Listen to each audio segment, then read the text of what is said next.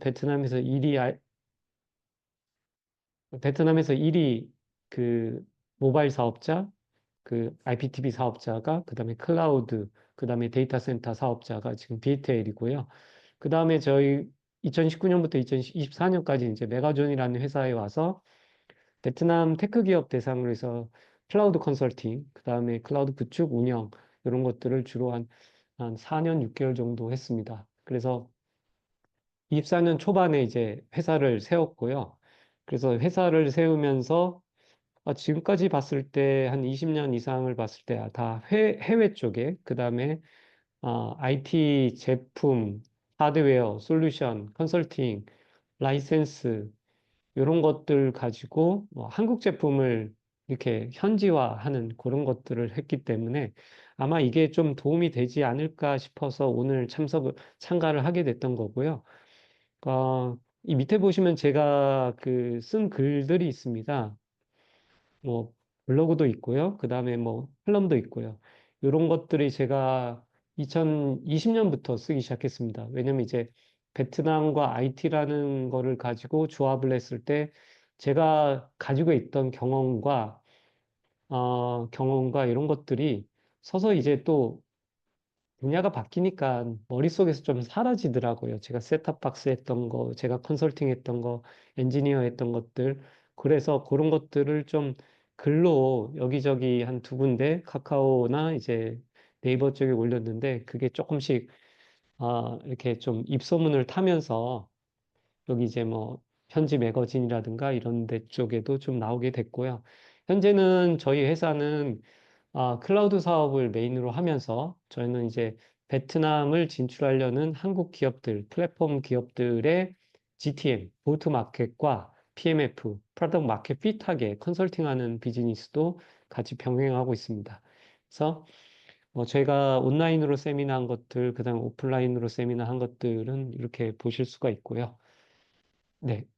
그리고 뭐 그 언론사 인터뷰한 것도 이렇게 찾아보면 나옵니다. 최근에는 이제 AI 쪽으로 베트남에 또 관심이 많다 보니까 작년에는 아, 데이터 센터 쪽 베트남이 또 굉장히 핫했고요. 뉴스라든가 기사에서 굉장히 많이 나왔고요. 올해는 뭐 전 세계가 다 AI로 가고 있어서 베트남의 AI, 소버린 AI부터 해서 LLM, 베트남의 AI에 리딩하는 회사들이 어떤 곳인지, 그리고 한국 스타트업이나 중견기업들이 AI 회사를 매칭해달라는 그런 수요도 굉장히 많습니다. 그러니까 한국에서 개발한 AI 플랫폼을 베트남의 파트너와 같이 좀 시장을 개척하려는 그런 니즈가 점점 많아지는 것 같습니다. 그래서 오늘의 얘기는 이제 AI를 먼저 해보고자 합니다. 그래서 소개가 좀 많이 길었는데요. 우선 자료가 좀 많은데요. 저희가, 아, 베트남의 IT 시장부터 좀 말씀드리는 게 좀 좋을 것 같아요. 그래서 베트남 시장 상황부터 좀 말씀을 드리면서 진행을 해보도록 하겠습니다.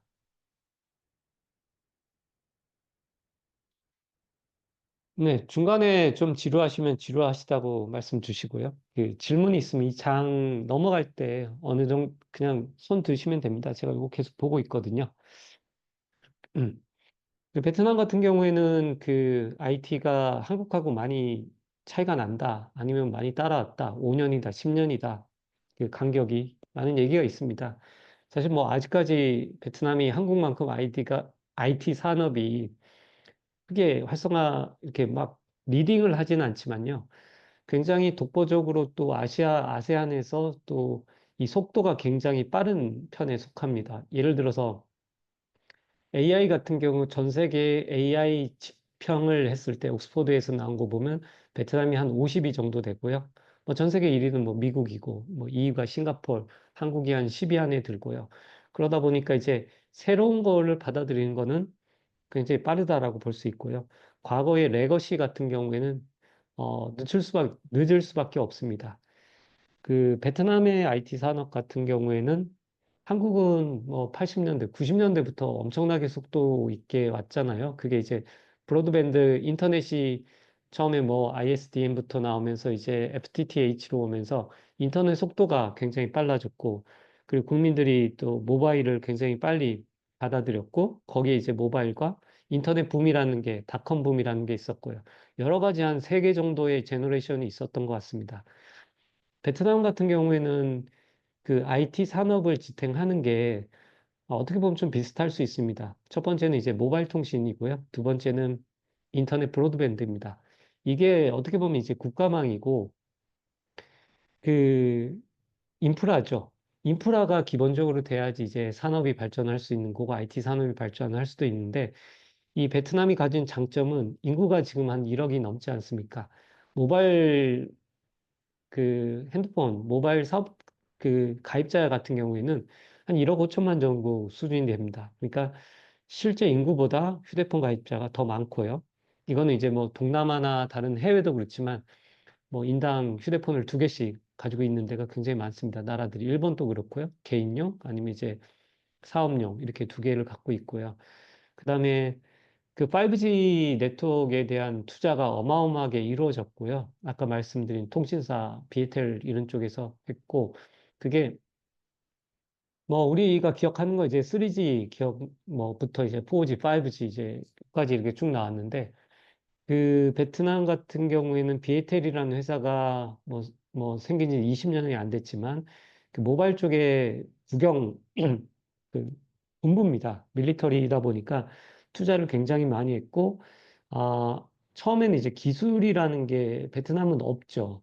모바일 기술도 없고 기지국을 만들 수 있는 그런 원천 기술도 없고 인터넷을 깔 수 있는 케이블조차 생산하지 않는 그런 척박한 나라인데 해외 기업들이 계속 들어와서 3G부터 뭐 에릭슨이라든가 이런 회사들이 와서 망 깔아주고 하웨이가 오고 GT가 와서 제품 수출도 하고 투자도 하고 이런 식으로 발전을 했는데 그 베트남 정부는 이거를 이제 내재화하자는 그런 그 강한 그런 모토가 있어서 모든 해외 기업이 들어왔을 때는 기술을 트랜스퍼, 기술 이전이 항상 같이 그 필수 조항으로 되어 있습니다. 저희가 IPTV 사업할 때도 이 IPTV를 다 구축하고 나서 소스 코드까지 다 줘야 됐습니다. 그래서 그런 조항이 있는 걸 보면 어느 정도 자립화를 많이 준비를 하고 있고요. 지금 보시는 그 베트남의 5G 네트워크 같은 경우에는 장비 쪽에서는 비에텔이 상당히 많이 자사의 그 기술로 자립화를 했습니다. 그래서 비에텔 밑에 이제 기지국이라든가 디바이스를 만드는 아, 5G 디바이스를 직접 만드는 그런 것들이 사실은 에릭슨이라든가 하웨이, GT에서 중국의 GT에서 다 전수받았고요. 삼성도 그렇고요. 그래서 과거의 시작은 늦지만 현재로 앞서는 거는 그 출발점이 거의 대동소이하다라고 볼 수 있습니다. 미래로 봤을 때는요. 가장 매력적인 거는 인구가 많다는 거고요. 그 인구 중에 20, 30대가 뭐 절반 이상을 차지하다 보니까 이 모바일과 디지털에 대한 이제 흡수 속도, 그리고 그 안에서 새로운 에코시스템으로 개발을 한다든가 소프트웨어 개발을 한다든가 AI 개발을 한다든가 이런 산업들이 점차 같이 이렇게 커지는 거죠. 인터넷 같은 경우에는 2004년, 14년에 이제 가입자가 700만 명에서 뭐 21년 조금 과거긴 하지만 1600만 명 정도 됐고요. 인구에 대해서 비해서는 아직 작습니다. 왜냐면 인터넷 쓰는 데가 집에서 쓰고 이제 그다음에 이제 사무실에서 쓰다 보니까 1인 인터넷은 아니지 않습니까? 그래서 뭐 상대적으로 어디나 다 비슷하겠지만 근데 인터넷도 제가 2013년에 왔을 때 그 속도는 도메스틱, 국내 인터넷 속도가 와이파이를 붙여도 한 70메가, 100메가 조금 안 나오죠. 70메가 bps가 나오다 보니까 한 10년에 비해서, 10년 전에 비해서 한 10배 정도 속도가 빠르다고 볼 수 있습니다. 그래서 이 인프라, 뭐 인터넷도 같이 마찬가지죠. 인터넷도 중간에 이제 인터넷 회선 회사가 뭐 팝을 만들어야 되고 뭐 스위칭을 해야 되고 분배를 해야 되고 FTTH 전용선을 깔아야 되고 이런 것들이 또 이게 대대적인 국가적인 차원에서 투자가 되고 있고 그러다 보니까 어느 선상에서 봤을 때, 인프라를 봤을 때, 아, 이 베트남이나 이제 뭐 아세안 개발도상국들이 선진국에 비해서 아주 뒤처진다라고 볼 수는 없습니다. 그래서 그럼 이 기반이 깔려 있으면 이제 어떻게 보면 이제 달리는 선상이 거의 비슷하지 않냐 봅니다. 그 위에서 이제 그다음에 이제 그 베트남 같은 경우에는 인터넷을 늘리면서 데이터 센터도 지금 베트남에 한 뭐 30개, 40개 정도가 있고요. 그러다 보니까 데이터 센터가 늘어나다 보니까 클라우드가 뭐 자체 클라우드가 또 이제 생성하게 되고요. 그러다 보니까 이제 정부가 인프라에 대해서는 어느 정도 IT 환경을 받쳐줄 수 있는 상황이 되어 있고요. 그 위에 이제 뭐 전자결제라든가 디지털 금융, 그다음에 뭐, 신분증 같은 거, VNeID 같은 모든 게 이제 DX, 디지털 트랜스포메이션이 되고 있고요. 이미 뭐 시작이 됐죠. 시작이 됐고, 디지털화가 됐고, 그 다음에, 다음이 이제 AX, AI를 갖고 트랜스포메이션 하는 시대에 저는 거의 동등하게 왔다고 생각합니다. 제가 2013년에 왔을 때 베트남에 온 이유가, 음, 그때 SO라고 해가지고, 이제 그 디지털 방송, 이제 아날로그 방송에서 디지털 방송으로 전환하는 시기에 스위치 오프하는 그 시기에 와가지고, 그 트랜지션을 어, 잘 저희가 했다고 생각을 하고요. 그 다음에 이제 클라우드 시대 때 2019년, 20년 코로나였죠. 또 코로나가 터지다 보니까 모든 게 이제 비대면화되고, 사람들이 만날 수 없으니까요. 그게 이제 또 이제 클라우드 산업과 그 다음에 비대면 산업, 그 다음에 플랫폼 사업들이 굉장히 또 많이 또 발전하게 됐고, 그 다음에 이제 24년에 AI를 가지고 베트남은 어떻게 발전할지 이게 좀 큰 화두일 것 같습니다. 그래서 뭐 VNID 같은 경우에 뭐 간단하게 말씀드리면 이제 우리도 한국도 이제 전자 신분증이 있지 않습니까? 주민등록증이. 베트남의 전자 그 인증은 아이디는 이제 필수화되고 있습니다. 모든 국민들이 다 이 핸드폰에다가 이 앱을 깔아갖고 어 그 전자 아이디를 뭐 비행기 탈 때도 보여줘야 되고요. 그다음에 이제 병원을 가거나 그다음에 모든 게 이제 전자 아이디로 통합이 되고 있습니다. 그거는 이제 국가가 모든 국민들의 이런 이제 그 뭐 경제 행위라든가 금융, 그다음에 이런 것들 헬스케어 이런 것까지 다 책임을 지겠다? 아니면 간섭을 하겠다. 이런 의도가 좀 보입니다. 뭐 베트남 같은 경우 아직까지도 사회주의 국가다 보니까요. 뭐 당이 하나고 모든 국가가 모든 국민의 정보를 가지고 있고 심지어는 외국인까지 VNID를, EID를 신청을 해야 됩니다. 저도 신청을 했고요. 그러면 제가 갖고 있는 파이낸스 정보부터 해가지고, 뭐 병원 기록, 이런 것까지 다 모든 게 이제 통합해서 외국인까지 관리가 됩니다. 그래서 결국 이제 동남아 같은 경우에는 뭐 10년 전, 아직도 그럴 수 있어요. 뭐 약간 부패라든가, 그 다음에 은행에 대한 좀 불신, 그 다음에 전자거래, 이런 것들 좀 약간 사회적으로 인식이 아직까지는 잘 되어 있지 않은데 어, 그런 그 전자 거래라든가 개인에 대한 이제 전자 인증까지 다 하게 된다. 국가가 다 관리를 하게 된과 동시에 모든 트랜잭션 같은 거, 모든 활동이 다 오픈이 되는 거죠. 그래서 좀 더 투명하게 갈 수 있지만 거기에 대한 또 이제 그렇다고 이제 예전에 하던 비즈니스가 다 많이 바뀌냐? 네, 많이 바뀌고 있었습니다. 예전에는 2023년, 2004년에 이제 인도네시아 비즈니스를 할 때는 항상 그 에이전트가 있었고요. 정부의 브로커가 있었고요. 그쪽을 타가지고만 이렇게 비즈니스를 하고 거기에서 이제 커미션 베이스였죠. 그리고 베트남도 그게 뭐 19년에 왔을 때, 뭐 19년에 사업을 할 때, 14년입니다. 14년에 사업을 할 때 그 없지 않아 있었지만 그런 걸 이제 정부가 계속 투명화 하려고 하고 있는 것 같습니다. 그래서 그 불법 자금이라든가 검은 돈이 지하로 왔다 갔다 하는 것들, 그 다음에 엔티 머니 론더리, 자금 세탁 같은 것까지 다 지금 다 투명하게 정부에서 지금 관찰을 하고 있고요. 여기 뭐 베트남 뉴스 같은 거 많이 보시면 뭐 잘 나가는 기업의 회장들 계속 잡혀갔다. 10년 선언받았다. 계속 나옵니다. 그건 이제 정부가 어느 정도 좀 제재를 가한다라고 볼 수가 있습니다. 그래서 좀 더 이제 투명한 우리나라 옛날에 이제 금융실명제처럼 그런 사회가 되지 않나 싶습니다. 그, 제 AI 쪽으로 넘어가서 좀 말씀을 드리면요. 자, 오늘의 주제를 가지고 좀 말씀을 드리겠습니다. 제 파일이 좀 많다 보니까 조금 왔다 갔다 하면서 보여드리는 거고요.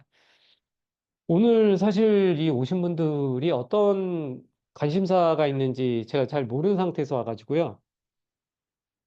그래서 그 베트남의 AI 산업 자체에 대해서 우선 좀 브리핑하게 좀 말씀드리고자 합니다. 여기 오신 분들이 IT 기업도 있을 거고, IT도 좀 많잖아요. 금융도 있고, 제조도 있고, 제조도 IT와 지금 융합이 되고 있고, 메디칼, 그 다음에 에그리컬처, 에듀텍, 이런 쪽으로 많다 보니까, 빈테크도 있고요. 그냥 전반적으로 좀 정리를 해봤습니다. 그래서 베트남의 AI 시장에 대해서 간략하게 말씀을 드리면, 저도 자료도 찾고 회사들도 만나고 했지만, 좀 이렇게 오픈된 게 사실은 없어요. 한국 같은 경우에는 이제 AI 빅5라는 게 선정됐잖아요. LG CNS, 그 다음에 넥슨도 있고요. 업스테이지도 있고 있는데, 베트남은, 누가 플레이어지? 이런 것들이 잘 나오진 않았어요. 왜냐, 어느 회사나 가도 스타트업을 만나도 그렇고, 통신사도 그렇고, 다 AI 기업이라고 다 그렇게 얘기를 해요. 그래서 과연 이 AI 회사들이 어떤 분류가 있고 어떤 카테고리로 어떤 역할을 하고 있지? 그럼 베트남의 AI는 뭐지? 베트남은 LLM은 있어? 예를 들어서 한국의 클로버라든가 이런 식으로 있을까? 그런 것도 좀 많이 궁금해 하셨고 저도 사실 많이 궁금해 했습니다. 그래서 베트남 같은 경우에는 AI 시장에 대한 그 마켓이 19.5%, 20% 정도 증가한다라는 스태티스타의 이렇게 보고 자료가 있고요. 전체적으로 AI 시장 글로벌하게 17.3% 거기에 맞춰서 좀 동행한다라고 볼 수 있습니다. 그래서 마켓은 계속 전 세계나 어디나 계속 성장을 하고 있고요. 아까 말씀드린 세계적인 AI 지수로 봤을 때는 한 55위 정도 된다고 말씀을 드렸습니다. 베트남이요. 55위 정도 되고요. 그 다음에 1위는 어디냐? 미국이겠죠. 미국이 1위고, 한국이 한 6위, 일본도 9위. 이건 근데 그 조사 기관에 따라 좀 조금씩 다른데, 대체적으로 봤을 때 전 세계 AI의 1위는 미국, 그 다음에 2위가 싱가포르 이렇게 좀 되고 있습니다. 그래서 그 그럼 AI를 누가 주도하냐? 한국도 지금 새로운 정부가 나와서 AI를 굉장히 많이 드라이브를 하고 있고요. 베트남도 정부의 강력한 의지와 지원이 있습니다. 그래서 베트남 총리 결정문에서도 AI 연구하고 개발을 국가 전략화한다. 어, 어느 나라 다 합니다. 그거. 근데 그 베트남이 제가 봤을 때 하려는 건 이걸 그냥 자국의 AI를 만들려고 하는 것 같아요. 소버린 AI라든가, 그 다음에 데이터 주권, 이런 것들을 가지고, 그 나라가, 베트남이 갖고 있는 이제 사회주의적인 성격을 많이 가지고 있죠. 그걸 갖고 국가가 어느 정도 컨트롤을 하고, 그 다음에 이제 민간들이 그 위에서 민간 회사들이 플레이를 하는 그 구조라고 보면 될 것 같습니다. 그게 마치 과거에 이제 인터넷 산업이라든가, 인터넷 그 브로드밴드라든가, 모바일 산업을 정부가 먼저 앞단에서 그 판을 깔아주고 그 다음에 이제 스타트업이라든가 현재 유니콘 기업들이 그 위에 올라오는 그런 구조라고 보고 있습니다. 그 25년이죠. 네, 베트남형 AI를 만든다. 그게 이제 그 챗GPT도 베트남향으로 만든다. 그러려면 챗GPT를 만들려면 그 라지 랭귀지 모델을 개발을 해야 되잖아요. 그래서 LLM까지 개발하겠다. 이런 강력한 좀 의지가 있고 그 뒷장에서 그 어떤 회사들이 하고 있는지는 간단하게 말씀을 드리도록 하겠습니다. 그 시간이 빨리 가네요. 네, 제가 너무 많을 것 같아서 천천히 얘기하고 있는데 그다음에 이제 AI와 데이터 센터랑 클라우드 이게 다 하나의 이제 에코시스템으로 연결이 돼 있습니다. 그래서 AI 기반, 사실 뭐 AI 산업이 발전하려면은 뭐가 우선 기본 인프라가 돼야 되죠. 인프라가 데이터 센터도 있어야 되고요. 데이터 센터에 우리가 말하는 이제 GPU 팜도 있어야 되고, GPU도 있어야 되고, 그런 것들이 기반이 어떻게 또 준비되고 있는지 이런 것들도 좀 알아볼 필요가 있고요. 또 이제 성장의 동력이 될 수 있는 건 이제 젊은 디지털 인구들이 워낙 많다 보니까요. 이들이 사실 저도 요즘 들어서 느끼는 건데 제가 2019년부터 이제 클라우드를 막 공부를 하기 시작했습니다. 뭐 다양한 클라우드를 적용하고 서비스도 보고 했는데 그때 비하면 이제 AI는 뭐 한 달에 한 번씩 뭐 새로운 게 계속 나와요. 그래서 이거를 진짜 따라가는 것 자체가 뭐 쉽지 않고요. 클라우드 같은 경우 이제 딱 하고 나서 이제 그걸 갖고 이제 사업이라는 걸 좀 만들어 보고 제품 패키징도 하고 이랬는데 AI는 이거 남의 걸 지금 빌려 써야 되나? API를 빌려 써야 되나? 아니면 독자 개발을 해야 되나? 아니면 그냥 다른 그 프로덕트나 패키지를 셀링해야 되냐? 이런 것들도 굉장히 좀 뭐 난해하기도 합니다. 그리고 분야가 뭐 그 AI 봇도 있고 너무나도 많다 보니까요. 그래서 그런 것들이 사실은 이제 에코시스템 안에서 이제 형성이 될 텐데 그 큰 눈을 보는 게 좀 중요할 것 같아요. 지금은 베트남 대학생들도 웬만하면 그 챗GPT랑 그 감마로 이제 PPT 자동화 만드는 거 그런 거 다 합니다. 그래서 그 베트남의 이 젊은 디지털 인구들이 저희가 직원들을 신입을 뽑아요. 보통 이제 인턴부터 대학생을 뽑아갖고 인턴에서 좀 잘하는 친구들을 정직원으로 전환을 시키는데 그들이 이제 졸업하면 23살입니다. 1년 일찍 대학을 들어가니까요. 그러면은 이들을 봤을 때 그 전에 있던 3년차 경력으로 봤을 때 비즈니스 필드에서 봤을 때는 별로 차이가 없는 것 같아요. 왜냐하면 이들이 회사가 챗GPT라든가 이런 거 딥서치 같은 거 다 열어주면 모든 것들을 경력 이상으로 다 준비하고 하고 이런 것들 PPT도 다 감마나 이런 거 굉장히 많죠. 툴 같은 것도 많고 법률 같은 거 검토해도 PDF 같은 거 요약해서 마인드맵 같은 거 다 나오잖아요. 그래서 AI를 젊은 세대들이 굉장히 잘 쓰고 있고요. 그리고 그게 너무나도 익숙하고 그러다 보니까 이게 이제 그 출발선이라는 말씀을 아까 드렸는데 그 레이스가 이제 뭐 이렇게 격차가 없다고 봐요. 그래서 신입들도 이제 경력 정도의 능력이 되고 근데 AI가 오면서 이제 개발자 시장들은 이제 신입 개발자가 오히려 필요가 없게 됐고 이제 좀 경력이 있는 사람들이 또 그걸 갖고 AI를 더 잘 쓰고 예, 그렇게 가는 좀 완전히 신입은 또 이렇게 조금 줄어들고 이런 것들이 있어서 2023년부터 좀 엄청나게 좀 많은 변화가 있다고 봅니다. 그래서 말씀을 드리자면 그 아까 말씀드린 것처럼 첫 번째 베트남의 디지털 트랜스포메이션 쪽에 1세대는 저는 요거라고 봅니다. 요 인터넷과 5G 네트워크가 전국에 모두 깔려 있고, 거기서 이제 클라우드라든가 데이터 센터 산업을 정부가 강력하게 육성을 했는데요. 여기는 어떻게 보면 베트남의 데이터 주권이라는 게 좀 있습니다.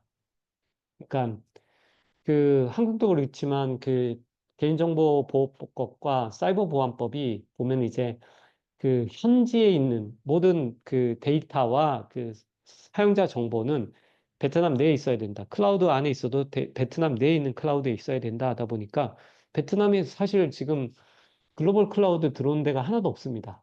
AWS나 애저라든가 구글 지금 여기 서버 없어요.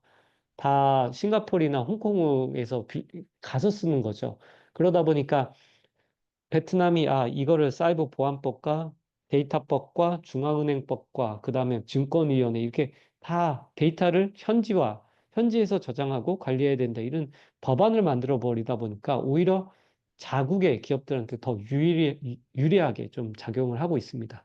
그래서 이 인프라가 깔려 있으면 그 위에 이제 AI라든가 데이터가 아, 그 플랫폼 형식으로 이제 좀 이런 다양한 그 저기 기업들을 통해서 애플리케이션 레이어에서 이제 네, 동작한다고 보시면 될 것 같습니다. 그래서 뭐 베트남 IT 산업을 봤을 때는 클러스터를 저는 한 세 개 정도로 보고 있고요. 이건 뭐 제가 나눈 겁니다. 네.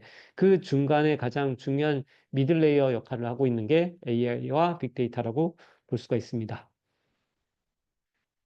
그 AI의 대표적인 카테고리로 보면은 한 세 가지 정도로 볼 수 있고요. 뭐 지금은 더 많아졌습니다. 더 많아졌는데, 첫 번째는 이제 언어를 이해하는 능력이라고 볼 수 있고요.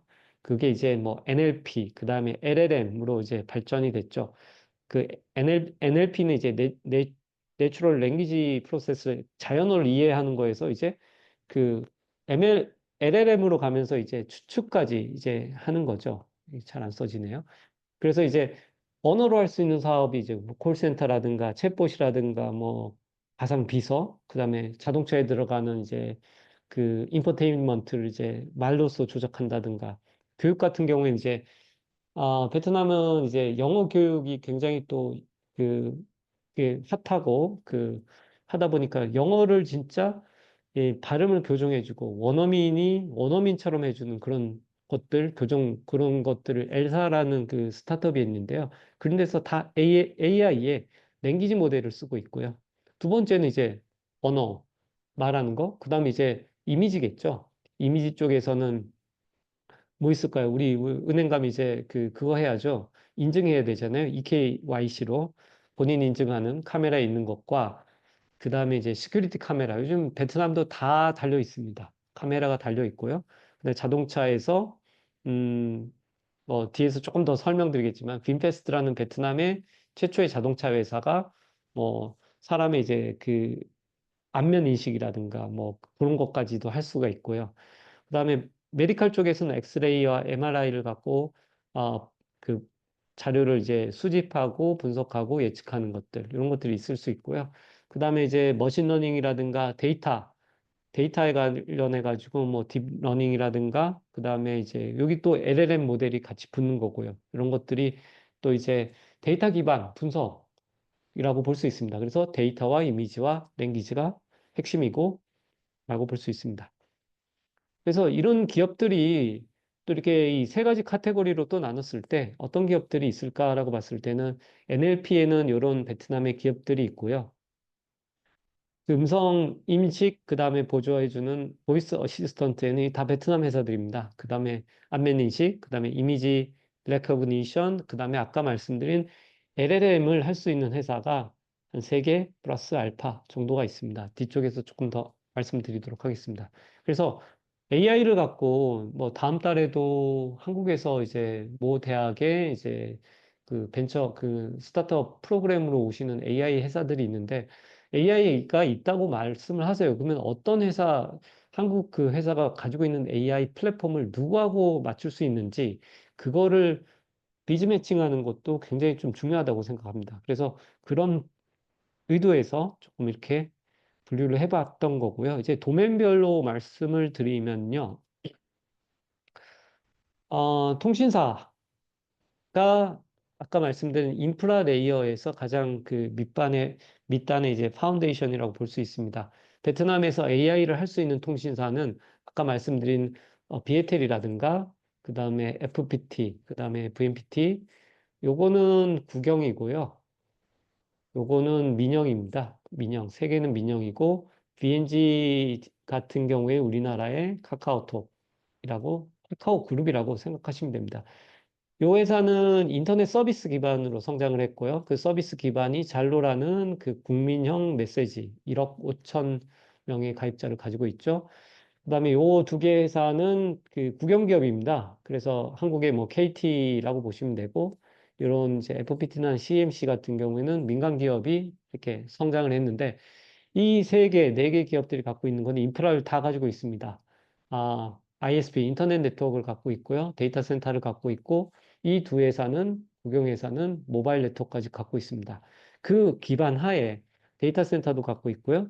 그 기반에 이제 클라우드 사업도, 데이터 센터 클라우드 사업을 하고 있는데, 이거는 A100이지만, 엔비디아까지도 정식으로 수입을 해서 GPU 서비스, GPU 에즈 서비스 같은 것도 같이 하고 있습니다. 그래서 파운데이션을 봤을 때는 이들이 그냥 밑 걸음이 된다고 보시면 되고요. 그러면 이제 본격적으로 어, 들어가 보면 제조 같은 경우에 이제 AI를 어떻게 쓰냐? 여기 제조회사가 있는지, 여기 있네요. 시메스죠. 시메스도 제가 그때 그 발표회 갔어요. 메리어트 호텔 가서 봤는데 이제 로봇 아미죠. 자동화되는 그 스마트 팩토리 쪽으로 굉장히 많이 이제 준비가 되셨고, 그래서 제조 쪽에서는 스마트 팩토리 쪽에서 AI와 IoT 기반, IoT가 거의 뭐 센서죠. 센서 기반으로 해서 이제 실시간 모니터링, 자동 제어까지 하고요.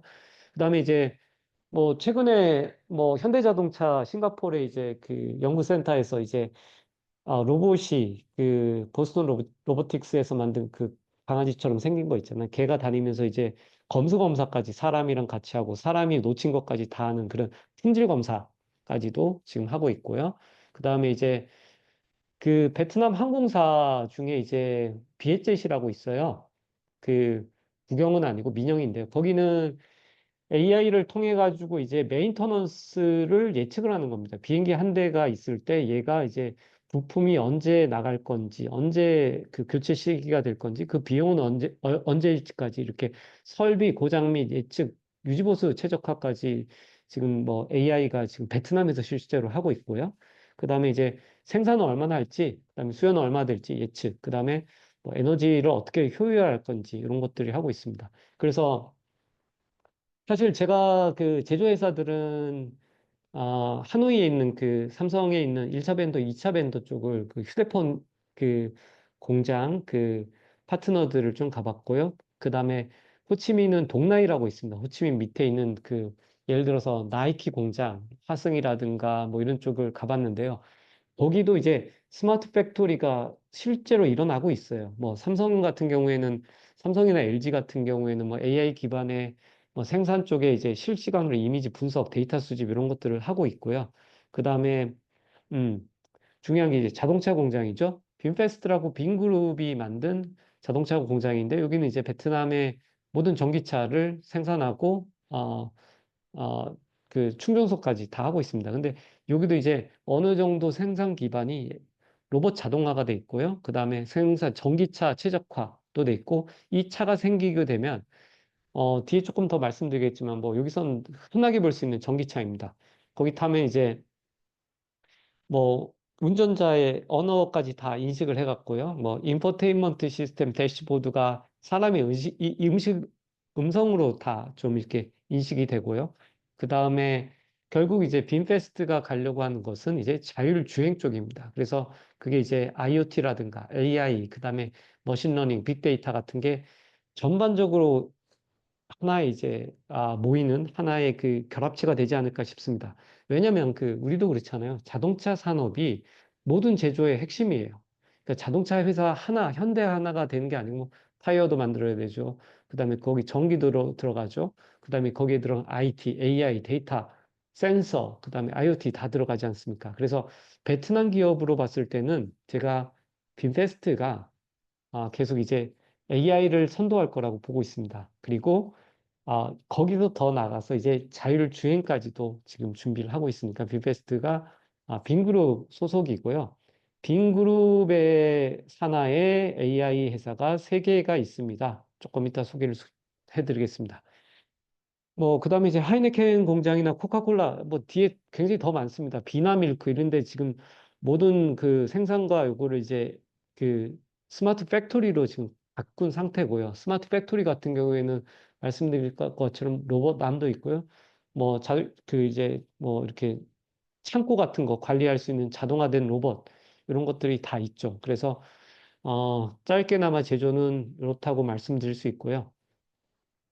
그 제조기업들, 스마트 팩토리 기업들 저희가 다 찾아봤어요. 여러 가지 리서치를 통해 갖고 북쪽, 남쪽은 동나이 쪽이고요. 그래서 이런 기업들이 스마트 팩토리를 하고 있다. 여기는 베트남 기업도 있고요. 한국 기업도 있고 외국 기업들도 있습니다. 참고하시기 바랍니다. 아, 그 빈페스트 아까 말씀드렸는데요. 아직 제조 얘기하고 있습니다. 빈페스트 밑에 AI 자회사 두 개가 있어요. 빈 AI라는 회사와 빔 빅데이터라는 회사가 있고요. 여기는 똑같이 AI 기반으로 해가지고 아, AI에 들어가는 빔 패스트 자동차에 들어가는 그 AI를 제공하고 있습니다. 그래서 뭐 서로 역할은 조금 다르지만 제가 봤을 때는 빈 AI 쪽은 약간 이 이미지 기반의 자동차 주행 쪽이라고 좀 생각이 들고요. 그 다음에 빈 빅데이터 같은 경우 언어 기반, 스피치 레코그니션을 가지고 그 차량의 운전자하고 이제 대화형으로 할 수 있는 그런 것들이 좀 많다라고 볼 수 있습니다. 그래서 두 개의 좀 간단한 예시를 봤고요. 그 다음에 여기는 이제 물류입니다. 네, 로지스틱스고요. 로지스틱 같은 경우에는 뭐 AI, 뭐 머신러닝을 통해서 이제 중요한 건 이제 예측이죠. 뭐 창고가 얼마나 인벤토리가 필요하고, 그 다음에 이제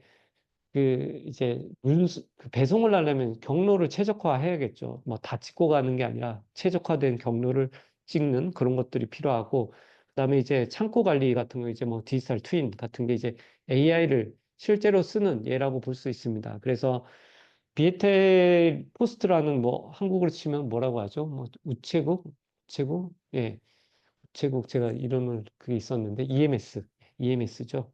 EMS도 다 이제 패킹 시스템이 로봇으로 다 자동화됐고요. AMR이라든가 그 다음에 피킹 할 수 있는 그런 것들이 다 AI화 됐다고 볼 수 있습니다. 그 다음에 이제 아까 말씀드린 경로 최적화는 이제 자율주행이라든가 이런 것들도 실제로 하고 있고요. 지금 에코트럭이라는 베트남 스타트업에서 그렇게 지금 하고 있습니다. 그리고 참 재밌는 게 이제 드론을 통해서 배송도 이제 시범 서비스가 되고 있고요. 그걸 할 수 있는 사업자는 통신 사업자 FPT나 비에텔이 네, 하고 있습니다. 디지털 로지스틱 배송과 운송은 뭐 이런 에브빈이라든가 에코트럭, 박스미 같은 현지 회사들이 있다고 보시면 됩니다. 다음은 의료 쪽이고요. 의료 같은 경우에는 네, 한국도 그렇고 AI가 상당히 많이 차지하고 있는 분야라고 볼 수 있습니다. 베트남 전체 스타트업 중에서도 메디컬 기업이 가장 큰 비중을 차지하고 있습니다. 베트남 같은 경우에 인구에 비해서 의료에 대한 인프라도 부족하고, 그 다음에 지역 간 격차, 특히 시골 같은 경우에는 병원 가기도 힘들죠. 그래서 AI 기반의 원격 진단 서비스 시장이 점차 확대되고 있습니다. 국회를 통과해야 되겠지만요. 어느 정도 원격 진료가 가능하고 있습니다. 헬스케어 쪽에서 빅데이터 분석한다든가 분석하고 예측하는 게 가장 중요하죠. 그 다음에 아, 영상, 엑스레이라든가 CT, MRI 분석으로 이제 질병을 진단하고 예측하는 거죠. 베트남 사람들이, 남자들이 빨리 죽습니다. 예, 저희 보통 수명이 그렇게 길지가 않아요. 60세, 70세. 왜냐면은 이 특히 북쪽 같은 경우에 좀 질병이 많은 게 뭐 대기 오염이라든가 그런 것도 있지만 사람들이 술을 많이 마십니다. 여전히. 그래서 제가 아시는 분들 아버님 장례식 가면 아버님 어떻게 무슨 간암이다 뭐 이렇게 경화 이런 분들 굉장히 많아요. 그게 이제 아 그런 것들이 또 이제 의료시설에서 이제 제대로 검진을 하고 예측을 하고 이러면은 좀 더 수명도 늘릴 수 있겠죠. 근데 안 가세요. 병원을 잘 안 가세요. 병원도 가기도 어렵고 가도 도시 위주로 병원이 있고 그리고 가도 의사 수도 적고 그다음에 비싼 병원과 그다음 일반 병원 간의 격차가 엄청나게 큽니다. 의료비가. 그리고 의료를 또 좀 잘하는 의사님한테 하려면 또 뒷돈도 줘야 되고요. 그러다 보니까 메디칼 쪽도 아, 정부 자체가 원격 의료를 열어주려고 하고 있어요. 너무나도 기술 격차가 나 이게 너무 크다 보니까요. 그래서 오히려 근데 기술이 없잖아요. 베트남 같은 의료 기술이 없다 보니까 중국, 일본, 미국 기업들이 진출해라. 그래서 협업을 하면서 같이 이제 병원 위주로 해서 같이 사업을 만드는 겁니다. 그래서 한국 기업 같은 경우는 딥노이드, 웨이센은 그거죠. 내시경이죠. 딥노이드는 엑스레이였고, 그다음 노을, 그다음에 양지병원이 또 여기 현지 하노이에 크게 병원을 차렸습니다. 양지 H 플러스라고 냈고요. 시어스 테크놀로지의 저희 고객사고 여기는 원격 진로, 그다음에 웨어러블 디바이스를 통한 네, 건강 검진 같은 것들을 실제로 지금 한국 회사 혼자 와서 할 수가 없어요. 이들 다 그 메디칼 테크 기업들입니다. 근데 여기서 사업을 하기 위해서는 병원과 그다음에 정부의 허가와 이런 것들을 같이 협업을 해야 되는 상황입니다. 베트남 기업들은 빈브레인이라는 회사가 있고요. 여기도 빈그룹의 자회사예요. 빈그룹의 자회사인데 이 빈브레인은 AI를 메디칼 쪽의 AI를 주로 이제 연구 개발하는 회사고요. 그래서 뭐 엑스레이라든가 CT 같은 전문 그런 것들을 수집, 분석, 예측하는 회사입니다. 근데 이게 재밌는 게 2024년에 엔비디아가 와서 샀습니다. 회사 자체를. 엔비디아도 젠슨 왕이 와갖고 많이 왔죠. 2023년부터 베트남을 많이 해서 어디다 투자를 할까? 뭐 비에텔에 하나? FPT에 하나? 했는데 결국 이제 젠슨 왕도 봤던 게 이제 이렇게 낙후된 베트남의 의료 시장에 좀 뭐 선두적인 역할을 할 수 있는 게 빈 브레인이라고 생각을 해가지고요. 빈 그룹 밑에 병원이 있어요. 빈맥이라고요. 네, 이라고 있죠. 여기에 들어가는 굉장히 이제 뭐 좀 고급 병원이에요. 그러니까 뭐 외국인이라든가 좀 상류층 이상이 많이 오는 쪽인데요. 거기 이제 뭐 정기 검진도 많고 뭐 장비들도 가면 이제 뭐 외산이죠. 이쪽에 이제 그 빈 그룹 내에 빈 브레인이 이런 기술들을 제공하고 있습니다. 빈 빅데이터 아까 말씀드린 여기도 빈 그룹 자회사예요. 일부 서비스를 빈페스트한테 제공하고 있지만요. 여기도 이제 엑스레이 초음파 CT 같은 경우에도 유사한 빈브레인과 유사한 서비스를 빈맥이라든가 베트남 병원들에게 제공하고 있습니다. 그다음에 옴니넥스트라는 회사도 있고요. 한국의 딥노이드와 협력해서 흉부 엑스레이 이런 것들을 베트남 병원에 납품을 하고 있습니다. 기타는 뭐 통신사들이 갖고 있는 HIS 뭐 병원 관리 시스템이라든가 이런 시스템들, 그다음에 이제 병원의 행정 업무를 할 수 있는 AI 챗봇이라든가 환자 관리 이런 것들을 AI를 활용을 하고 있습니다. 제가 너무 빠른가요? 질문이 있으면 더 재밌을 것 같습니다. 계속 하겠습니다. 자, 그럼 이제 금융으로 가겠습니다. 금융. 여기 계신 분들도 이제 금융시장이 또 굉장히 또 베트남이 또 핫하다는 거 많이 보실 수 있을 것 같아요. 그 베트남 같은 경우에는 대략 간략적으로 말씀드렸을 때 제가 2013년에 왔을 때 카드 보유율이 2%, 그 다음에 통장을 갖고 있는 그 국민 수가 10%가 안 됐어요. 7% 정도 됐나? 그러다 보니까 금융거래라는 거가 디지털화되는 게 전혀 없었어요. 은행을 갔는데,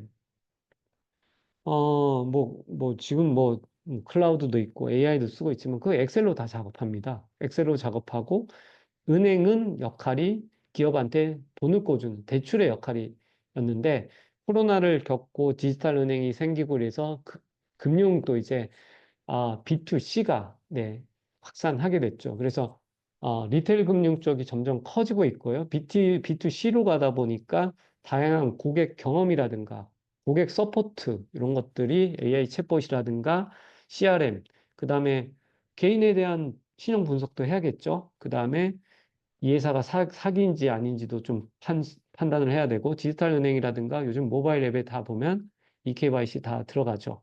그다음에 이제 뭐 병원 내 이제 다큐멘트 포탈이라든가 이런 것들을 기반으로 LLM 기반으로 해서 또 서비스들을 고객 대외 서비스 챗봇 같은 거 이제 메이저 은행들 챗봇 보면 그냥 말로 그냥 얘기 그냥 해도 돼요. 베트남 말로. 근데 베트남 LLM이 좀 쉽지가 않아요. 왜냐면 번역은 잘 해요. 번역은 잘 하지만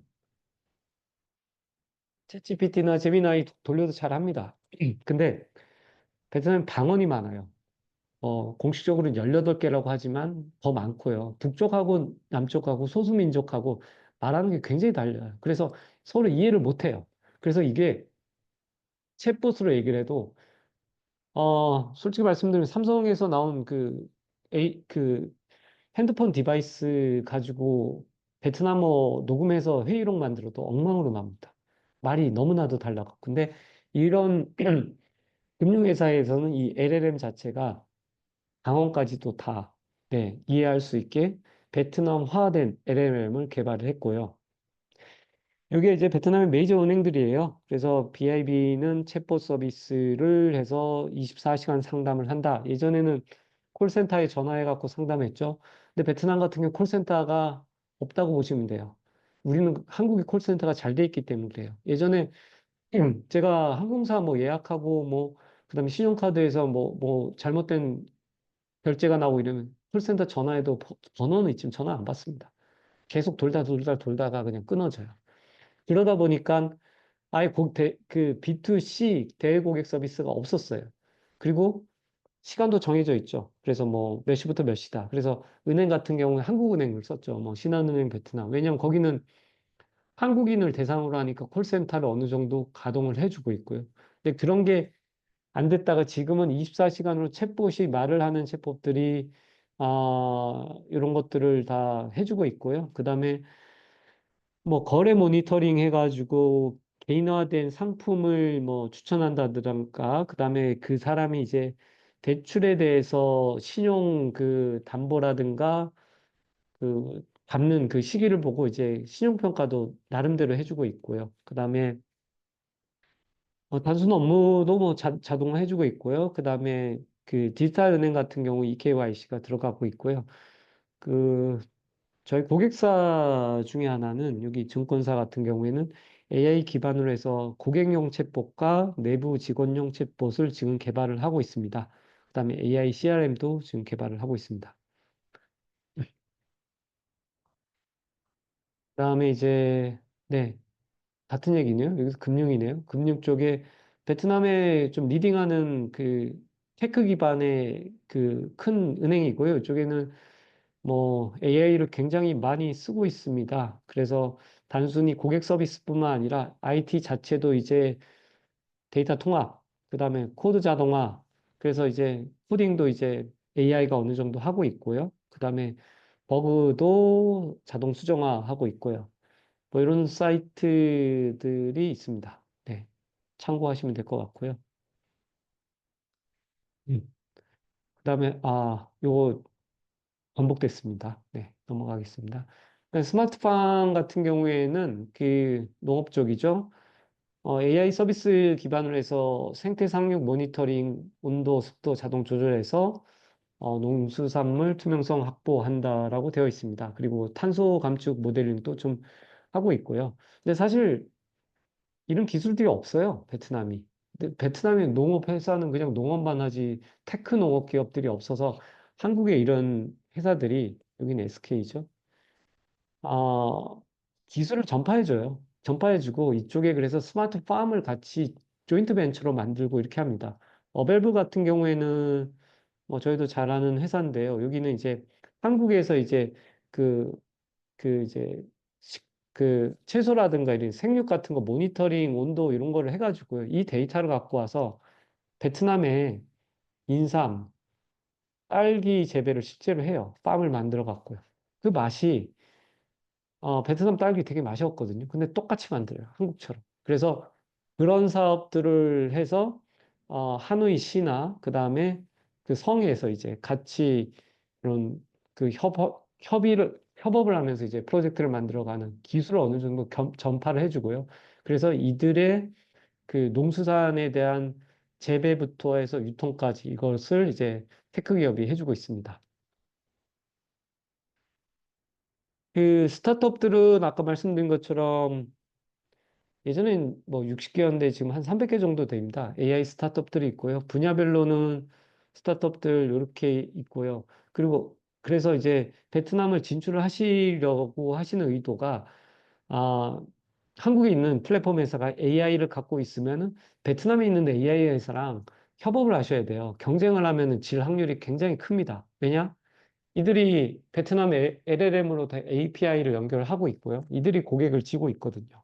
그래서 한국적인 모습과 그 플랫폼에 가지고 있는 특수성과 그걸 가지고 오셔야 될 것 같아요. 만약에 그 아까 말씀드린 메디컬 기업들이 갖고 있는 그 자기네들이 이미지 인식이라든가 예측 그 AI 솔루션을 갖고 와서 베트남의 병원과 같이 협업을 한다든가 그 에그리컬처 쪽의 테크 기업들이 그 기술, AI 기술을 갖고 와서 현지에 있는 스마트 팜을 만들면서 지자재와 시라 이렇게 같이 사업을 만드는 그런 모습들을 좀 생각을 하셔야 되고요. 그리고 서비스를 하려면 글로벌하게 한국이 사실은 LLM이 있긴 하지만 그 LLM을 갖고 그 네이버가 클로버의 LLM이라든가 KT가 갖고 있는 믿음 갖고 여기서 서비스 할 수 없잖아요. 그러다 보니까 현지에 있는 LLM과 한국에 있는 테크 기업이 갖고 있는 플랫폼과의 그 연동이라든가 통합도 중요하다고 생각이 됩니다. 그래서 협업 모델로 가야 될 것 같고요. 제가 처음에 이제 컨설팅 할 때 베트남에 오실 때 한 세 개는 베트남에서 구매를 하셔야 된다 그래요. 기업들도. 첫 번째는 베트남 전화번호가 있어야죠. 베트남 핀카드가 있어야 되고요. 전화를 해야 되니까요. 뭐 글로벌 로밍으로 할 수는 없잖아요. 두 번째 베트남 인터넷이 있어야 되고요. 세 번째 베트남 클라우드를 써야 돼요. 왜냐 아까 말씀드린 그 개인정보법이라든가 사이버 보안법이라든가 그 다음에 뭐가 있죠? 중앙은행법들을 봤을 때 해외 클라우드를 쓸 수 없습니다. 같이 쓰죠. 뭐 멀티로 쓰고 하이브리드로 쓰지만 써야 되는 것이고 네 번째가 베트남의 AI를 베트남의 LLM과 AI 기반을 어느 정도 같이 융합해서 써야 된다고 봅니다. 그래서 네 가지의 베트남에 오셨을 때 써야 되는 것과 한국 기업들이 갖고 있는 그 코어 테크놀로지 그거를 가지고 잘 정합해서 고객을 매칭하고 그걸 갖고 POC를 하고 그걸 갖고 PMF를 해서 시장을 브랜딩하고 코마케팅, 코세일즈 해야 된다고 보고 있습니다. 네, 그 한 시간 동안 AI에 대해서 말씀드렸고요. 뒤쪽은 좀, 비슷한 얘기인데 조금 시간상 조금 빨리 진행하도록 하겠습니다. 그, LLM 말씀드렸습니다. 라지 랭귀지 모델에서 베트남 토종이 누구냐라고 했을 때 하나, 둘, 셋, 네 개가 있습니다. 이건 최근에 생긴 AI 하이라는 회사 새로 그 투자받아서 나온 스타트업이고요. 그 중에 이 두 개가 아까 말씀드린 빈그룹에서 만든 회사고요.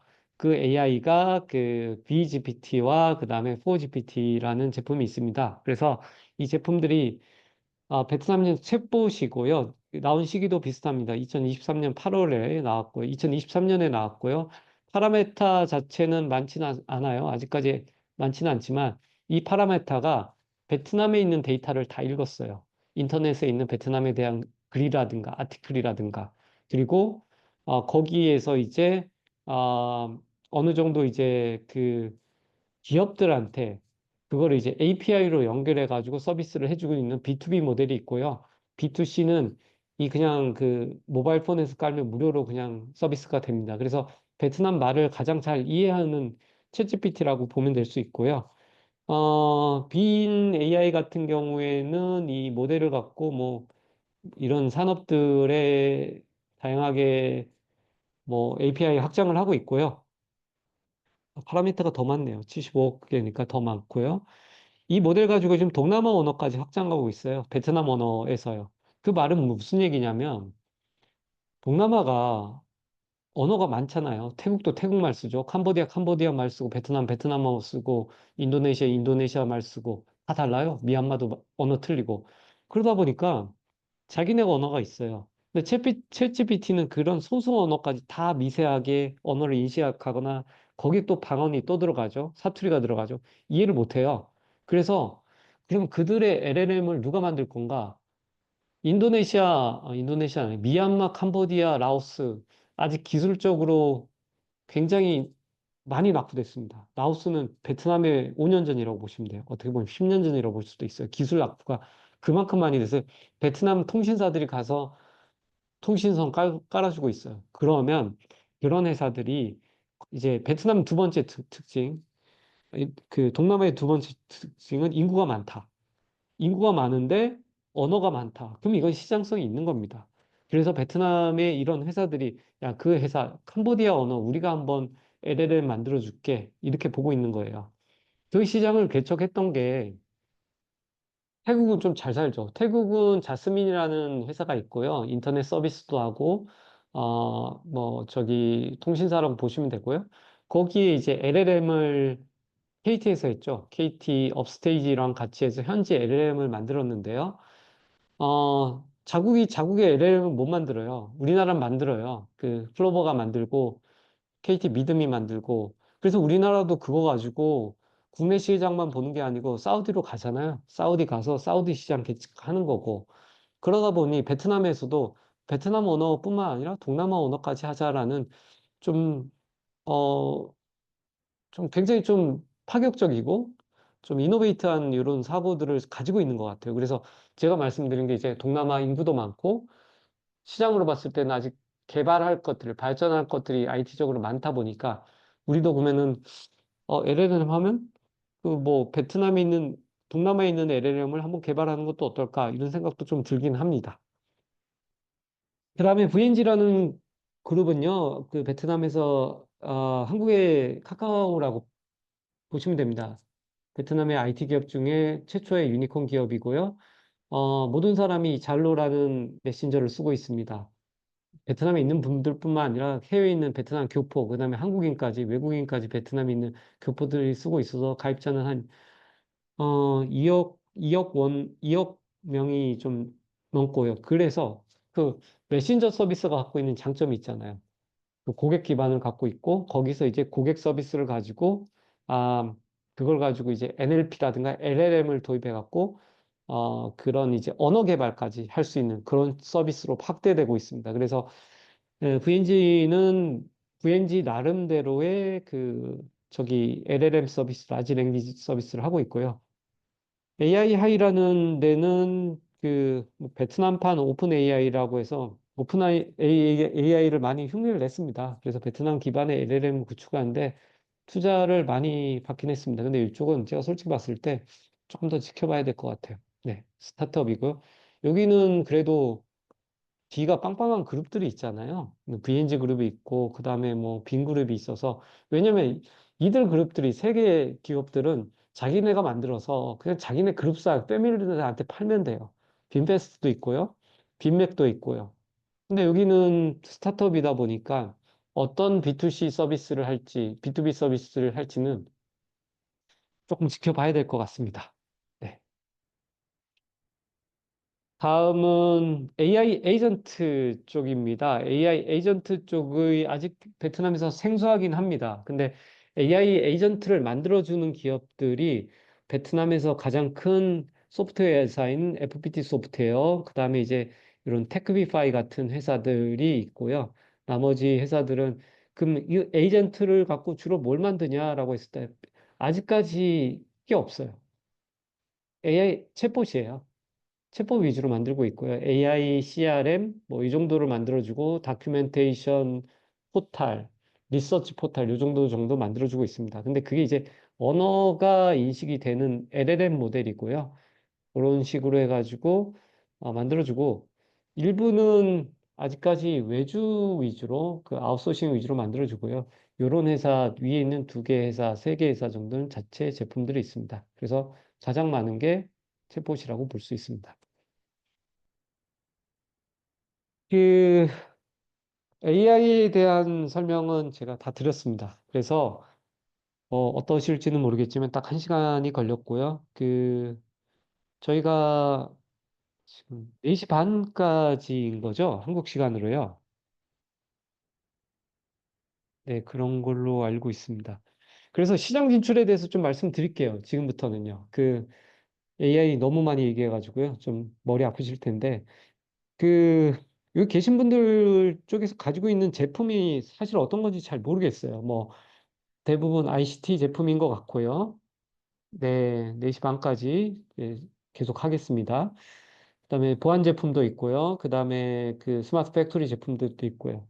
그러면 저희는 베트남을 기반으로 말씀을 드리는 게 그럼 베트남을 어떻게 진출할 거냐에 대해서 좀 막연한 질문, 그다음에 수출을 어떻게 할 건가 이런 것들이 좀 많이 여쭤보시더라고요. 그래서 저는 그래서 그게 고투마켓이라고 보고 있고요. 베트남의 시장 진입과 두 가지라고 봐요. 고투마켓과 PMF. PMF는 프로덕트 마켓 핏인데, 우리가 갖고 있는 제품과 플랫폼을 어떻게 마켓 핏하게 시장에 녹여 들어가냐. 두 가지인 것 같습니다. 고투마켓에 있으면 이제 시장을 찾아가자, 고객을 찾아가자라는 캐치프레이즈 전략입니다. 근데 대부분이 이제 말씀을 하세요. 저희도 베트남에 제가 10년 이상 있을 때 많이 오셔갖고 한국에서 너무 좋은 제품이 있고 마켓 쉐어도 좋고 고객도 많다라고 많이 얘기하세요. 그래서 이 제품 가지고 오면 베트남 시장에서 틀림없이 좋아할 거다라고 많이 얘기합니다. 실제로 그랬어요. 네, 그런 적이 있고 지금도 그럴 수 있어요. 한 예로 보면 이제 그때 한 15년 전 얘기인 것 같아요. 한 20년 전인가 2007년이었죠. 8년에 그 한국 게임들이 한참 인기 있을 때 이제 한국 시장이 너무 과포화돼 갖고 그 게임들이 어디로 나갈까, 동남아로 나갈까 고민하던 시기가 있었는데 일부 그 게임들을 베트남에서 퍼블리싱이 나가죠. 현지에 맞게 퍼블리싱을 했어요. 결제도 붙이고 했는데 인기가 너무 많은 거예요. 환불 관계 게임들이. 그래서 베트남의 국영기업 VTC라는 회사가 온라인 게임 회사를 만들어서 한국 게임들을 다 퍼블리싱을 했어요. 엄청나게 인기가 많았죠. 그래서 그때 IT 1세대들이 베트남에 오신 분들이 야, 한국에서 이제 인기 있었던 건 당연히 베트남에서 인기가 있다. 왜? 사람 정서도 비슷하고 그다음에 문화도 비슷하고 한국도 좋아하고 한류도 있고 그래서 시장에서 넥스트 시장 진입하기에 가장 빠른 시간 안에 러닝 커브를 적게 해서 올 수 있다라고 생각을 많이 했어요. 네, 그래서 잘 된 케이스가 있었죠. 그래서 근데 그 이후부터는 한국 게임들 베트남에서 잘 안 팔립니다. 솔직하게 말씀드리면요. 중국 게임들이 다 점유를 했어요. 그리고 베트남 VNG 아까 말씀드린 쪽에서도 어느 정도 자체 게임을 만들어서 동남아한테 수출을 하고 있고요. 왜 안 팔리지? 이렇게 생각을 하실 수 있어요. 기업들은 이 세일즈, 그러니까 제품 개발과 프로덕트 개발과 연구 개발을 하기 위해서 굉장한 많은 전략과 시장 테스트를 했고, 한국에서 입증이 됐고, 했어요. 근데 베트남 와서, 동남아 와서 좀 미지근한 반응들이 좀 많아요. 그래서 이게 왜 안 되지? 라고 했죠. 게임 같은 경우에는요, 아까 말씀드리면, 요즘 나온 게임들은 중국 게임들이 많아요. 왜? 첫 번째는 중국이 스토리텔링이 좀 잘 돼 있어요. 삼국지 같은 MMORPG 게임들은 중국에서 굉장히 그 잘 만들었고요. 이 그 베트남은 MMORPG를 너무 좋아해요. 뭐 싸우는 거죠. 칼 가지고 싸우면서 이제 서유기나 삼국지 같은 스토리텔링 하는 걸 굉장히 많이 좋아하는데 중국이 그게 아직까지 많이 만들고 있고요. 그 게임들이 사실은 상당히 좀 많이 무겁습니다. 무거워요. 그래서 우리나라 갤럭시나 뭐 아이폰 정도의 상황에서는 잘 돌아가지만 또 동남아는 중국 폰들이 많잖아요. 스마트폰들이 많잖아요. 그러다 보니까 저사양에서도 잘 돌아가야 되고요. 그러다 보니까 한국 게임들이 그런 것들에 대해서 좀 시장에 좀 마켓 핏하지 않지 않냐 이런 좀 분석도 있고요. 그 다음에 메신저 서비스를 봤을 때 한국에서 진출한 게 회사가 두 개죠. 카카오톡과 그 다음에 라인이죠. 네이버 라인이죠. 왔을 때, 와, 이런 메신저를 쓰면 어떻겠냐고 하면서 막 좀 센세이션은 있었어요. 센세이션은 있다가 베트남 시장에 있어요. 어느 순간부터 잘로가 그냥 다 먹었어요. 그래서 베트남에 사는 저도 잘로를 더 많이 써요. 왜냐면 품질 문제도 있고요. 베트남 사람들이 카카오톡 쓰면 되게 불편하다고요. 엄청나게 느리고, 그 다음에 자기들이 뭐 개선이 되지만 뭐 여러 가지 기능들이 안 맞는 것들이 많아요. 예전에 뭐 저는 이랬어요. 카카오톡은 잘로는 제가 예를 들어서 친구를 추가해요. 친구를 추가하면 이제 친구 전화번호를 가지고 바로 추가하죠. 근데 카카오톡 같은 경우 친구를 추가했어요. 근데 이 친구가 있는 친구래요. 그러면 있는 친구면 어딘가 누군지 뭐 프로필 이름이 다 다르니까 찾을 수가 없는 거예요. 그럼 이 친구는 등록이 되어 있다? 근데 어떻게 찾지? 막 그런 기능들이 너무 많고, 그다음에 커머스 연동이라든가, 그다음 PC에 깔아도 너무 많이 CPU를 차지하고 있고요. 핸드폰에 깔아도 너무나도 좀 배터리 소모가 크고요. 그리고 중요한 거는 100가지 기능들이 있다고 하면 이 동남아 시장은 100가지를 다 쓰지 않습니다. 한 20개만 필요해요. 오히려 줄여야 돼요. 줄이고 너무 많다 보니까 못 쓰는 거예요. 어디 있는지도 모르고요. 두 번째 같은 얘 같은 경우는 이제 한국계 은행 앱이에요. 엄청나게 복잡합니다. 그게 인증부터도 너무 복잡해요. 뭐 베트남 같은 경우 지문이라든가 이걸로 금방 해서 딱 필요한 것만 있어요. 결제, 송금, 이체, QR 결제 이 정도만 있죠. 근데 여기는 한국계 앱들 보면 찾아가는데 그 다음에 앱이 너무 무겁고요. 그 다음에 서비스들이 너무 촘촘하게 있어요. 그래서 저희 직원들도 그 거래은행 한국계로 했다가 오히려 베트남 걸로 좀 바꿉니다. 그래서 여기서 말씀드리는 거는 갤럭시도 그렇죠. 갤럭시도 모바일 폰도 A 시리즈 이런 시리즈가 경량화 해가지고 시장에서 유통이 되고요. 중요한 거는 가격이에요. 한국의 만큼 가격으로 여기서 할 수가 없어요. 제가 봤을 때는 한 절반 이상으로 낮추셔야 되는 거고요. 가격이라는 요소도 하나의 PMF라고 보고 있습니다. 가격도 프라닥이 마켓 핏하게 가격이 형성되어야 됩니다. 그러다 보니까 우리나라 뭐 좀 안 좋은 부정적인 얘기가 하게 됐는데 철강 기업들이 있잖아요. 배민도 철수했죠. 와서 잘 될 거라고 봤고 투자도 엄청나게 많이 했죠. 700억 이상 했고요.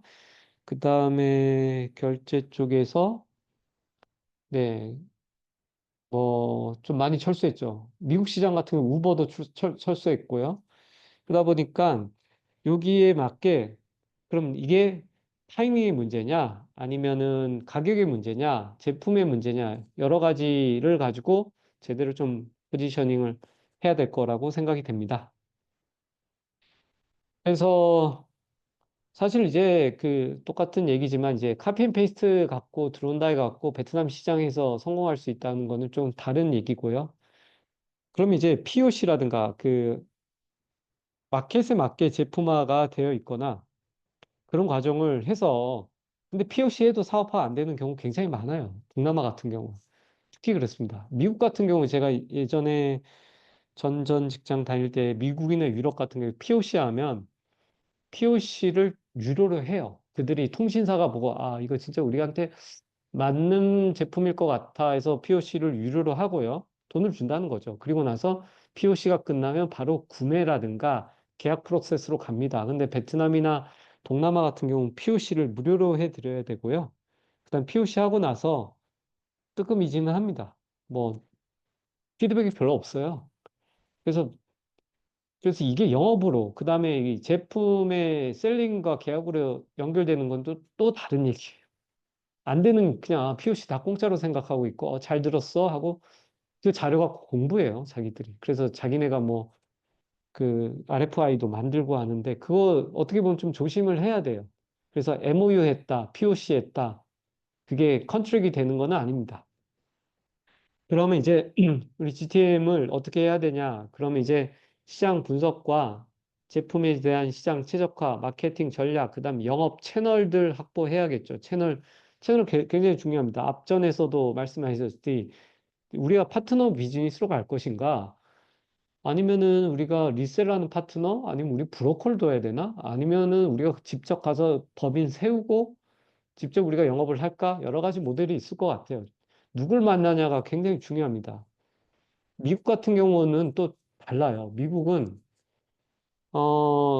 제가 예전에도 링크드인이나 이런 데 연락처 받은 거 갖고 연락해서 이메일 보내면 답이 와요. 답이 와서 그러면 언제 미팅합시다. 줌으로 미팅합시다. 거기서 줌으로 미팅해서 어느 정도 샘플 보여주고 그들이 가지고 원하는 리퀘어먼트 접수하고 그거 갖고 저희가 제안을 하면은 만나줘요. 만나주고 미팅이 성사되고 다음 넥스트 스텝 가고 뭐 그중에 뭐 확률은 뭐 5%, 2%겠죠. 성사되는 확률은요.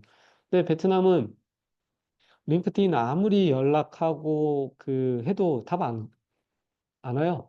메일 써도 답 안 줍니다. 이 사람이 뭐 진짜 그 책임자예요. 실질적인 디시전 메이커예요. 안 돼요. 누굴 통해서 만나야 돼요.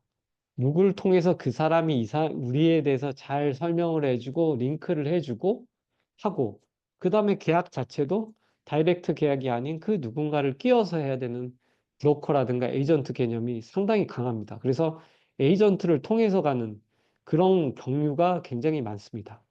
저희가 비에텔이라는 회사 할 때도 에이전트를 꼈고요.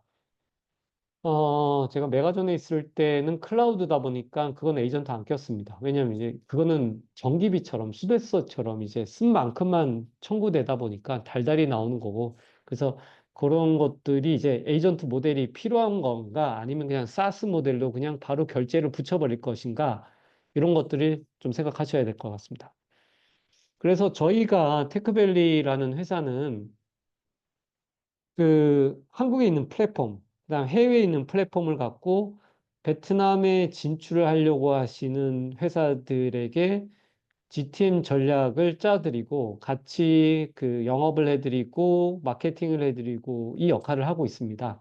그래서 저희가 가지고 있는 메소덜러지 같은 경우에는 한 5가지의 스텝이 있고요. 그 5가지 스텝에 맞게 저희가 컨설팅을 6개월이나 1년, 뭐 짧게는 3개월로 하고 있습니다.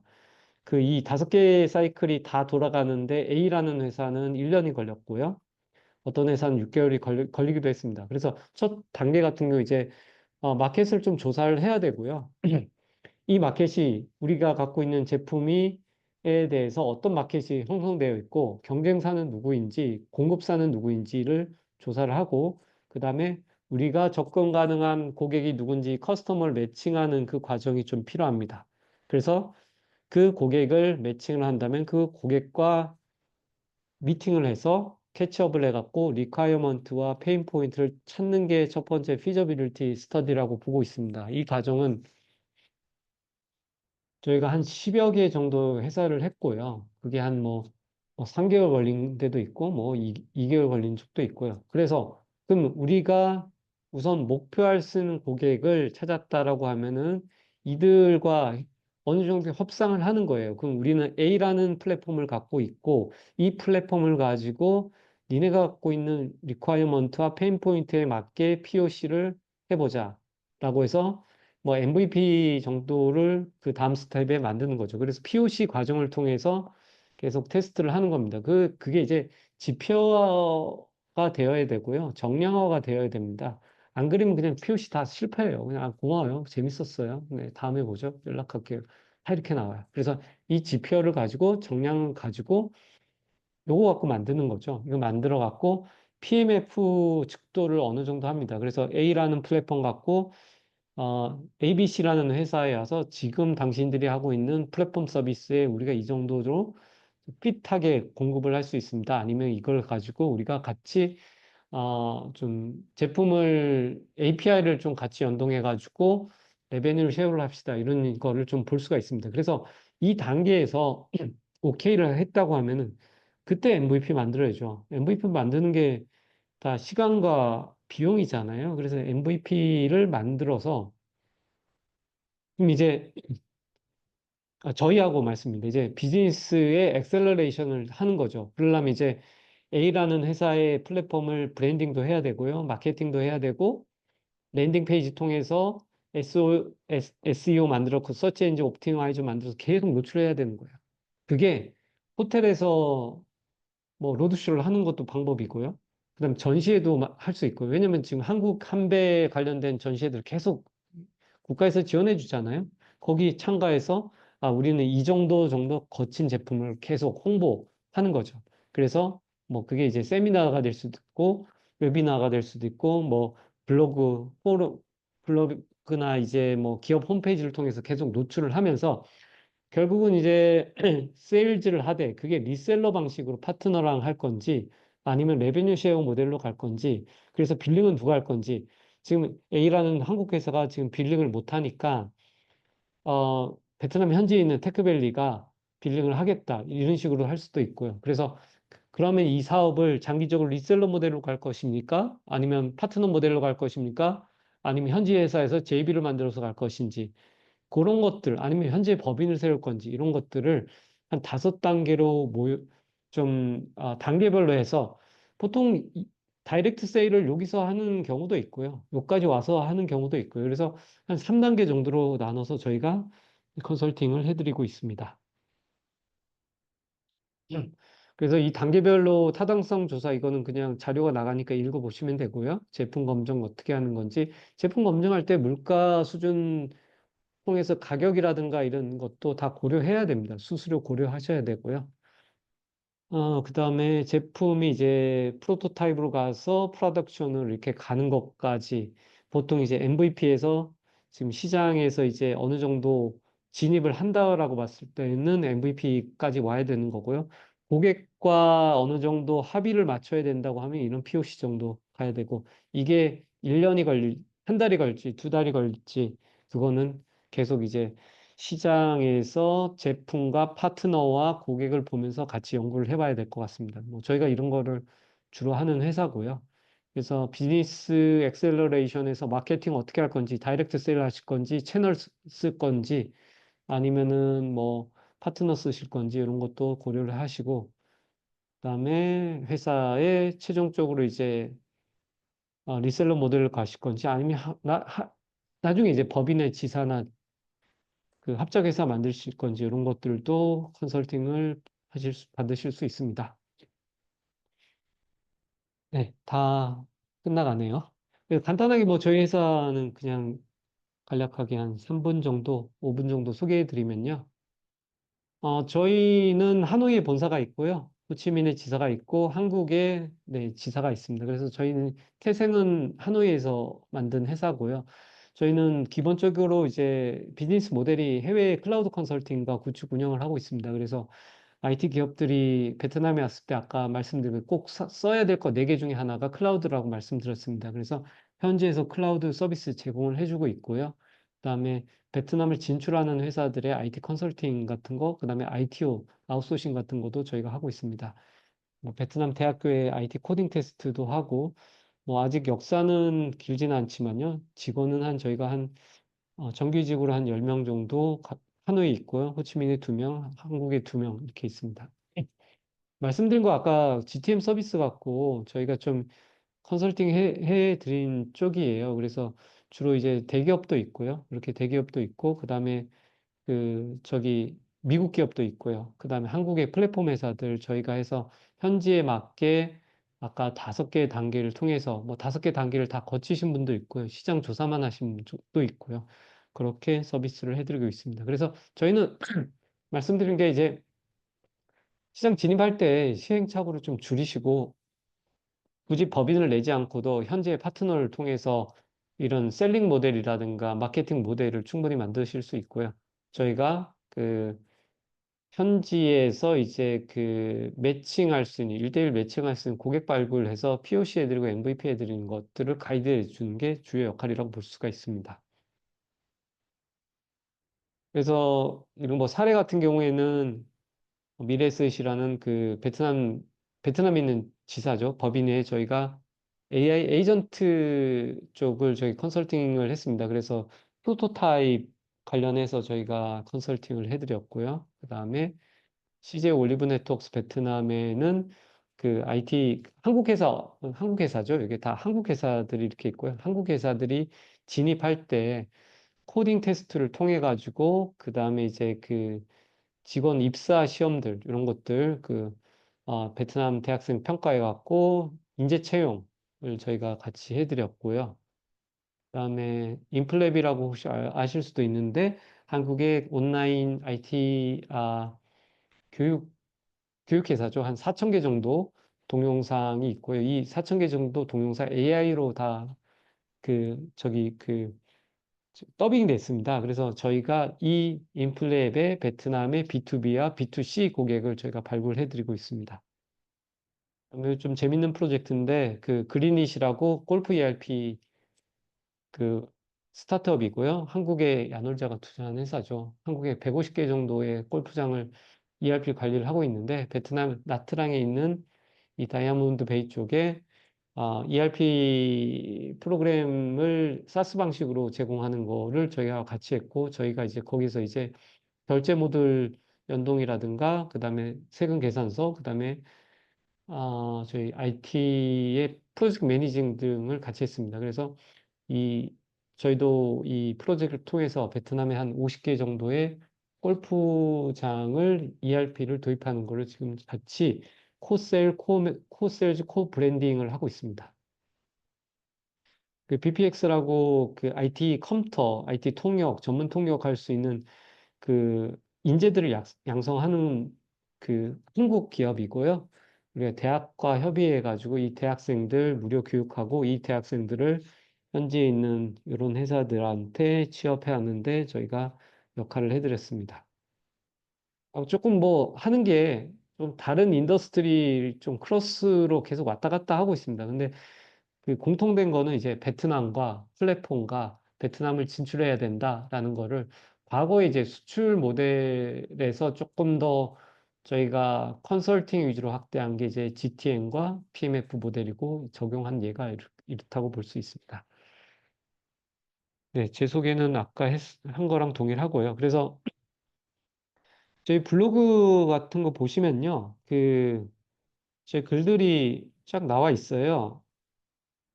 쫙 나와 있는데 보시면은 여기가 제 그 테크밸리 그 어디냐 네이버 블로그고요. 여기 보시면 이제 글들이 이제 한 100개 정도가 있고요. 스타트업들과 실제로 다 경험한 것들을 다 적었습니다. 뭐 반도체 산업도 있고 그다음에 게임도 있고 여러 가지 스타트업 그다음에 클라우드 산업도 있고요. 그다음에 보안, 금융, 블록체인 이런 것들 참조하시면 되고요. 그다음에 이쪽으로 가야지. 그 브런치도 가면 한 99개 정도가 있어가지고요. 뭐 베트남과 IT의 그 두 가지를 접목해가지고 계속 올리고 있습니다. 사실 뭐 요즘은 시간이 없어가지고 원래 한 달에 두 편씩은 올렸는데 한 달에 한 편씩 올리고 있습니다. 그래서 뭐 네이버에서도 검색하시면은 그 네이버에 베트남 뭐 IT나 베트남 테크밸리 치시면 다 이렇게 나오고 있습니다. 그래서 필요하신 것들이 있으면 언제든지 연락을 주시고, 지금 이제 정확하게 30분이 됐으니 Q&A 시간으로 가도록 하겠습니다.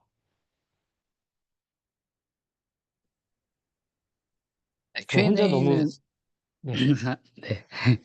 Q&A는 그 마이크로 통해서 해주셔도 되고 그 채팅방에서 해주셔도 되고 이렇게 자유롭게 해주시면 될 것 같습니다. 네, 뭐 채팅방을 제가 읽고 있으니까요. 뭐, 그, 채팅으로 해주셔도 되고요. 편하게 해주시면 될 것 같고, 뭐 제가 솔직히 어떤 정보를 얻으시려고 오신지 몰라서 제 나름대로 준비를 했고요. 어, 뭐 지금부터는 뭐 자유롭게 자유 토론, Q&A 뭐 했으면 하면 좋을 것 같습니다.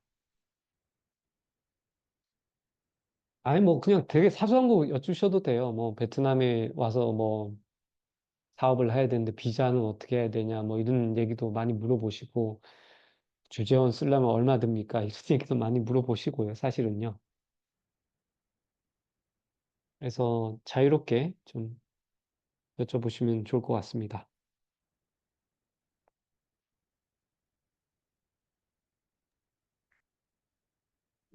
이게 예상대로 그 온라인으로 진행을 하다 보니 그 참여율이 많지 않으신 것 같은데 제가 Q&A 하시면 제가 질문할 아니 수도 아니 있어요. 여기 계신 분들한테 안 하시면. 부담 없이 해주시고, 뭐, 근데 솔직히 전화는 무지 많이 와요. 뭐, 카톡도 매일 새로운 분 추가해서 뭐 좀 일 보고 연락 왔는데 좀 상담해달라, 뭐 이렇게 많이 오시고 해서. 근데 이제 또 세미나 통해서 하면 또 이렇게 다른 분들도 계시고 이렇게 해서 좀 약간 그런 것도 있는 것 같더라고요.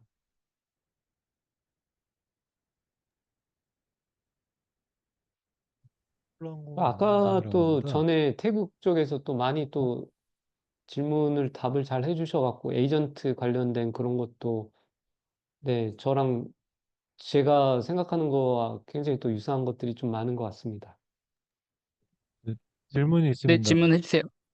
네, 저 네, 콜라공의 안준상이라고 하는데요.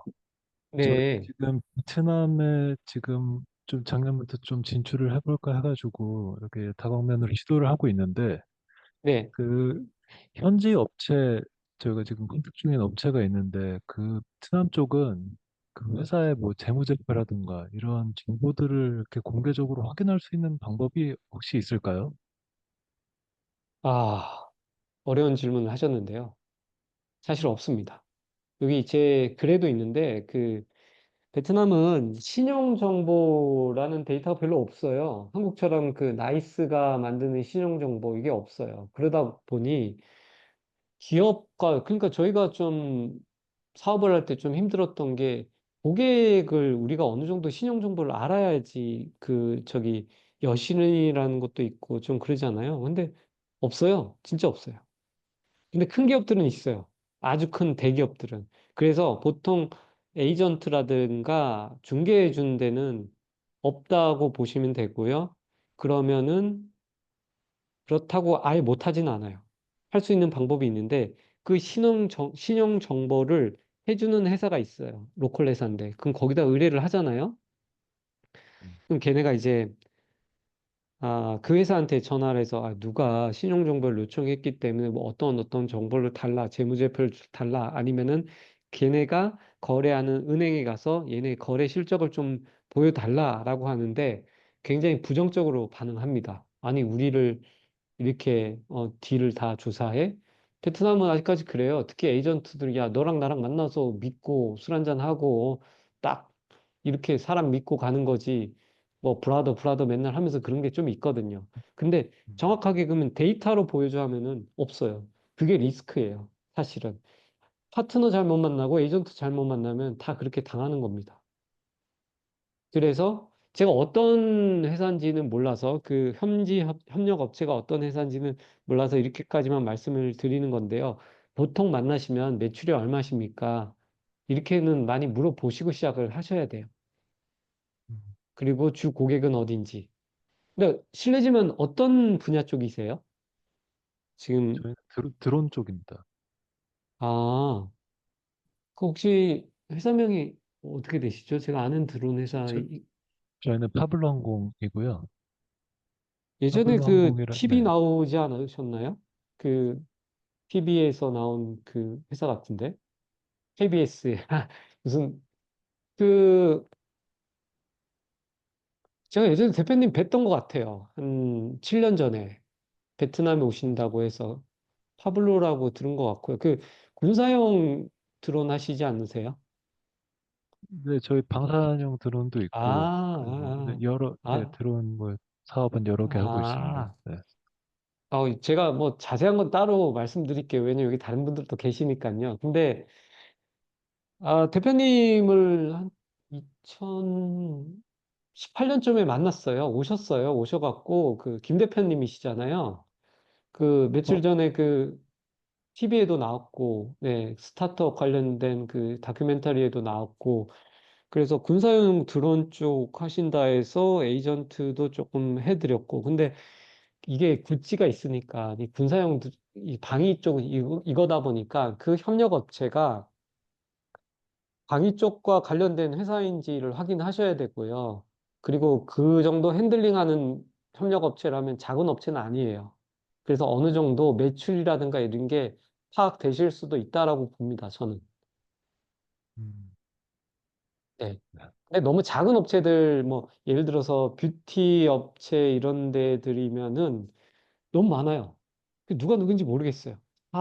뭐, 자기네가 뭐, 무슨 마켓시어 많아, 자기네가 팔로우 많아, 뭐, 이렇게 얘기를 하시는데, 그거는 그 파트너가 누구인지, 그리고 그 파트너를 때에 따라서는 신용 정보를 할 수도 있다. 그 방법은 제가 알려드릴 수 있어요.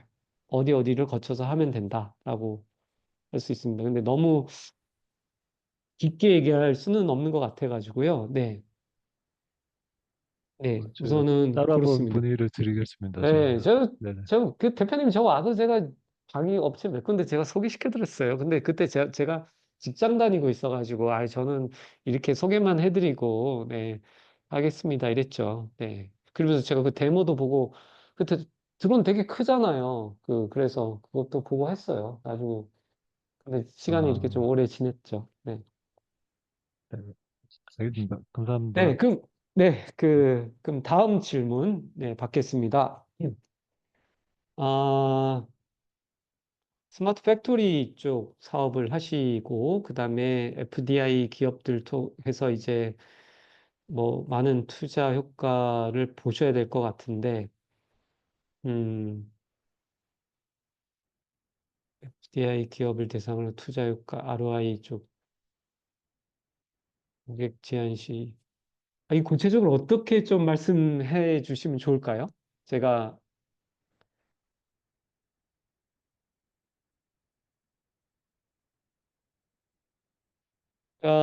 ROI를 걱정하시는 것 같아요. 그 사이즈도 좀 크고 이러니까 팩토리 쪽이고 이러다 보니까 챌린지도 있으실 거고 이 스토리를 좀 들어봐야 될 것 같은데요. 저희는 그 제가 있는 대로 그냥 말씀드릴게요. 뭐 저희보다 더 잘 아시는 분도 있지만 저희 컨설턴트가 있긴 하지만 그 공장에서 베트남 공장 같은 경우에 그 스마트 팩토리 자체 도입한다는 게 쉽지 않은 챌린지입니다. 그리고 어느 정도 규모가 있어야 되고요. 대부분의 1차 벤더, 2차 벤더들은 그렇게까지 투자를 많이 안 하시려고 그래요. 그건 IT 쪽도 그렇고요. AI도 그렇고요. 그러다 보니까 그 삼성이라든가 이런 완전히 그 1차 벤더 아닌 그냥 고객한테 직접 그 저기 영업이라든가 이런 걸 하셔야 될 것 같은데 제가 지금 그 CMS 쪽에서 어디 쪽을 타겟으로 하고 있는지 모르겠지만 제가 봤을 때는 시간 대비, 투자 대비 먼저 ROI를 낼 수 있는 거는 FDI가 맞고요. FDI 중에서도 한국과 일본 기업이라고 생각이 합니다. 중국 기업도 있을 수도 있고요. 근데 중국은 자기네 기업들 공장 들어오면서 중국산 중국의 스타트업들과 AI 회사들 다 같이 들어와요. 왜냐하면 중국의 AI가 한국보다 훨씬 앞선 건 사실입니다. 그렇기 때문에 중국보다는 한국, 일본을 타겟으로 하셔야 되고요. 예를 들어서 북쪽에 쓰시다고 하면은 당연히 삼성, LG일 것 같고 저는 삼성보다는 LG가 더 마켓이 크다고 봅니다. LG 같은 경우에는 패밀리 계열사가 있고요. 지금 LG 같은 경우에도 이노텍이 있고 디스플레이가 있고 화학이 있고 전자가 있지 않습니까?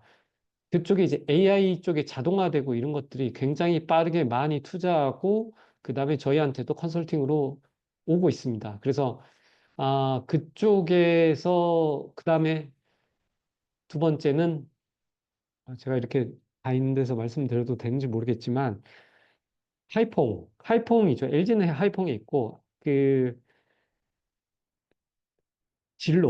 진로가 또 스마트 팩토리 만들고 있죠. 중간에 그 한국 회사 SI가 있긴 합니다.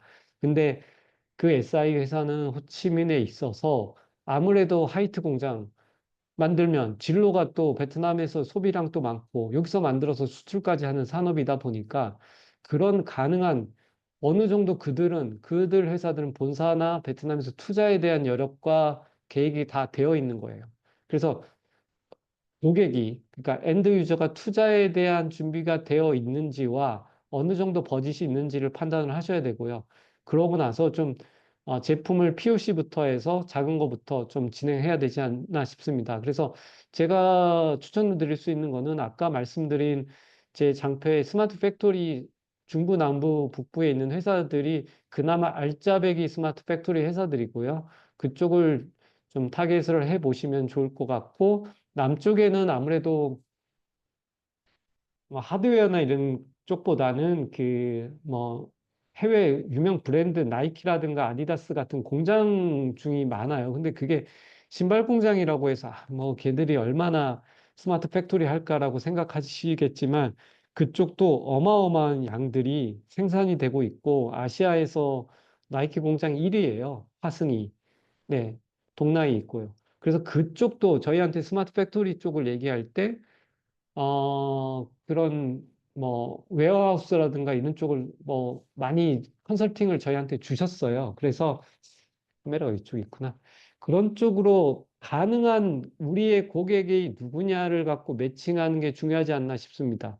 괜히 엄한 데 다 가봐야 그냥 학습만 하고 오는 게 없고, POC 해도 그냥 고맙습니다 하고 그냥 끝나요. 그래서 그 리스트, 그리고 제가 드릴 수 있는 스마트 팩토리 자료를 한 번 더 드릴 수 있을 것 같습니다. 제가 한국 IT 기업들 대상으로 해서 베트남 스마트 팩토리 기업 세미나 한 게 있는데요.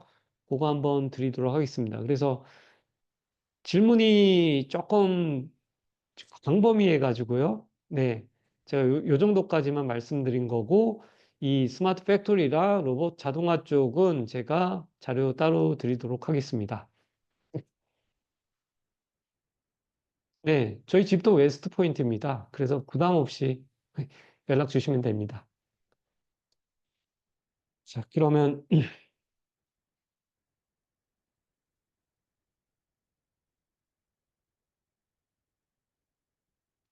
질문이, 질문하신 분한테는 저기, 그 쿠폰 줘도 되나요?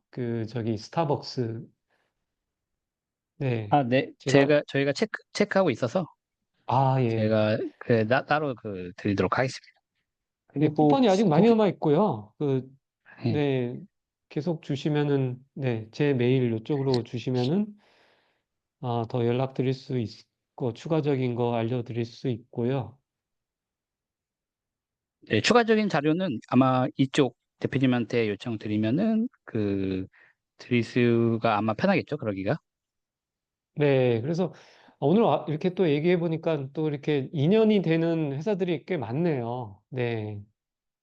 너무 그럴 줄 알았으면 더 준비를 더 잘했을 텐데, 누가 오시는지도 잘 모르고, 이런 주제 하는 게 맞나라고 좀 약간 조금 걱정도 좀 있었습니다. 그, 질문이 없으시면 중간에 다시 하셔도 되고요. 저는 어떻게 보면 이제 2002년부터 사업도 하고 해외 쪽 수출 쪽을 좀 계속 하다가 이제 아예 해외에 나와서 이제 회사를 이렇게 만든 케이스인데요. 지금 베트남 같은 경우에는 제가 말씀드리고 싶은 거는, 네, 질문 주셔도 됩니다. 네, 베트남 진출 관련해서 네, 질문 주셔도 안녕하세요. 저 됩니다. EC11 김빈재라고 하고요. 네, 저희 고객사 중에 그 네, 3D 프린터를 베트남에 이제 수출하려고 하는 고객사가 있습니다. 근데 네, 이 3D 프린터가 드론 제작에 좀 특성화가 돼 있어서 네, 베트남 국방부나 방산업체 쪽에 납품을 원하시는데 이쪽으로 진출하는 할 만한 가능성이 있는지랑 어떤 식으로 진출하면 좋을지를 알려주시면 좋겠습니다. 네. 그 3D 프린터가 드론을 만드는 건가요? 네, 맞습니다. 아, 3D 프린터로 드론을 만든다. 자, 그러면, 그냥, 더 자세한 거는, 뭐, 더 나중에 말씀드릴 수도 있지만, 짧게 말씀드리자면, 그 어느 길을 어떤 홉을 찾아서 가냐, 홉 바이 홉으로 그게 중요한 것 같아요. 누구를 거치냐, 이게 중요한 것 같고요. 베트남의 방산 산업 같은 경우에는 비에텔이에요. 비에텔이 아까 제가 말씀드린 거는 이제 통신사라고 했잖아요. 제 가장 큰 통신사인데 이 네네. 비에텔의 모태가 국방부고요. 비에텔의 자회사가 10개가 넘어요. 그중에 비에텔 솔루션즈라는 회사가 있고요. 거기는 드론 제작과 국방 관련된 그런 IT 제품 플랫폼까지도 하고 있습니다. 그래서 비에텔 솔루션이나 비에텔 또 하나가 또 있어요. 제가 이름을 까먹었는데 그쪽을 한 번 거쳐가지고 미팅을 하시는 게 좋을 것 같아요. 왜냐하면 비에텔이 드론 쪽에 관심이 많이 있습니다. 네, 감사합니다. 네. 근데 그런 게 있어요. 또 비에텔 솔루션을 거치려면 또 중간에 또 에이전트를 누굴 거쳐야 된다는 수도 있습니다. 사실은 그 에이전트는 국방 관련된 에이전트고요. 근데 여러 가지 홉이 있다라고 말씀드렸는데 가장 최적으로 짧은 빠르고 라이트 퍼슨을 라이트 타임에 만나는 게 가장 중요하겠죠. 네. 그래서 근데 제가 봤을 때는 딴 데 너무 많이 거치는 것보다 비에텔 솔루션즈로 가서 비에텔의 그 드론 사업 쪽으로 얘기를 하면 될 것 같고, 거기서 진출을 이렇게 방향은 POC도, 그러니까 제품만 보여주고 이런 거보다 근데 드론 갖고 또 오기도 힘들잖아요. 사실 여기까지 오기도 힘들고 이러는데, 저기 샘플 갖고 오기도 힘든데, 사실은 요거 가지고 좀 시연도 좀 해주고, 그 다음에 이제 좀, POC라든가 이런 것들을 좀 많이 좀 해주는 게 좋을 것 같아요. 이 좋은 게 뭐냐면요. 저는 이게 사실 한국 회사들의 기회라고 봅니다. 베트남의 국방부, 중국들은 안 써요. 예. 안 쓸 수밖에 없어요. 국경을 수비해야 되는데 중국과 마주쳤는데 어떻게 중국 드론을 씁니까? 그 데이터가 다 중국에 가죠. 그래서 이게 기회인 거예요. 그때 저희가 비에텔하고 미팅했을 때도 비에텔 솔루션즈 좀 옛날 얘기긴 하지만 중국 드론 절대로 중국 드론이 사실은 한국 드론보다 더 기술력이 있어요. 사실은. 근데 못 씁니다. 그리고 특히 비에텔은 국방부기 때문에 중국 걸 쓸 수는 없는 거예요. 그래서 그런 포인트를 잡아서 가셔야 될 것 같아요. 오히려 그게 좋은 셀링 포인트일 것 같습니다.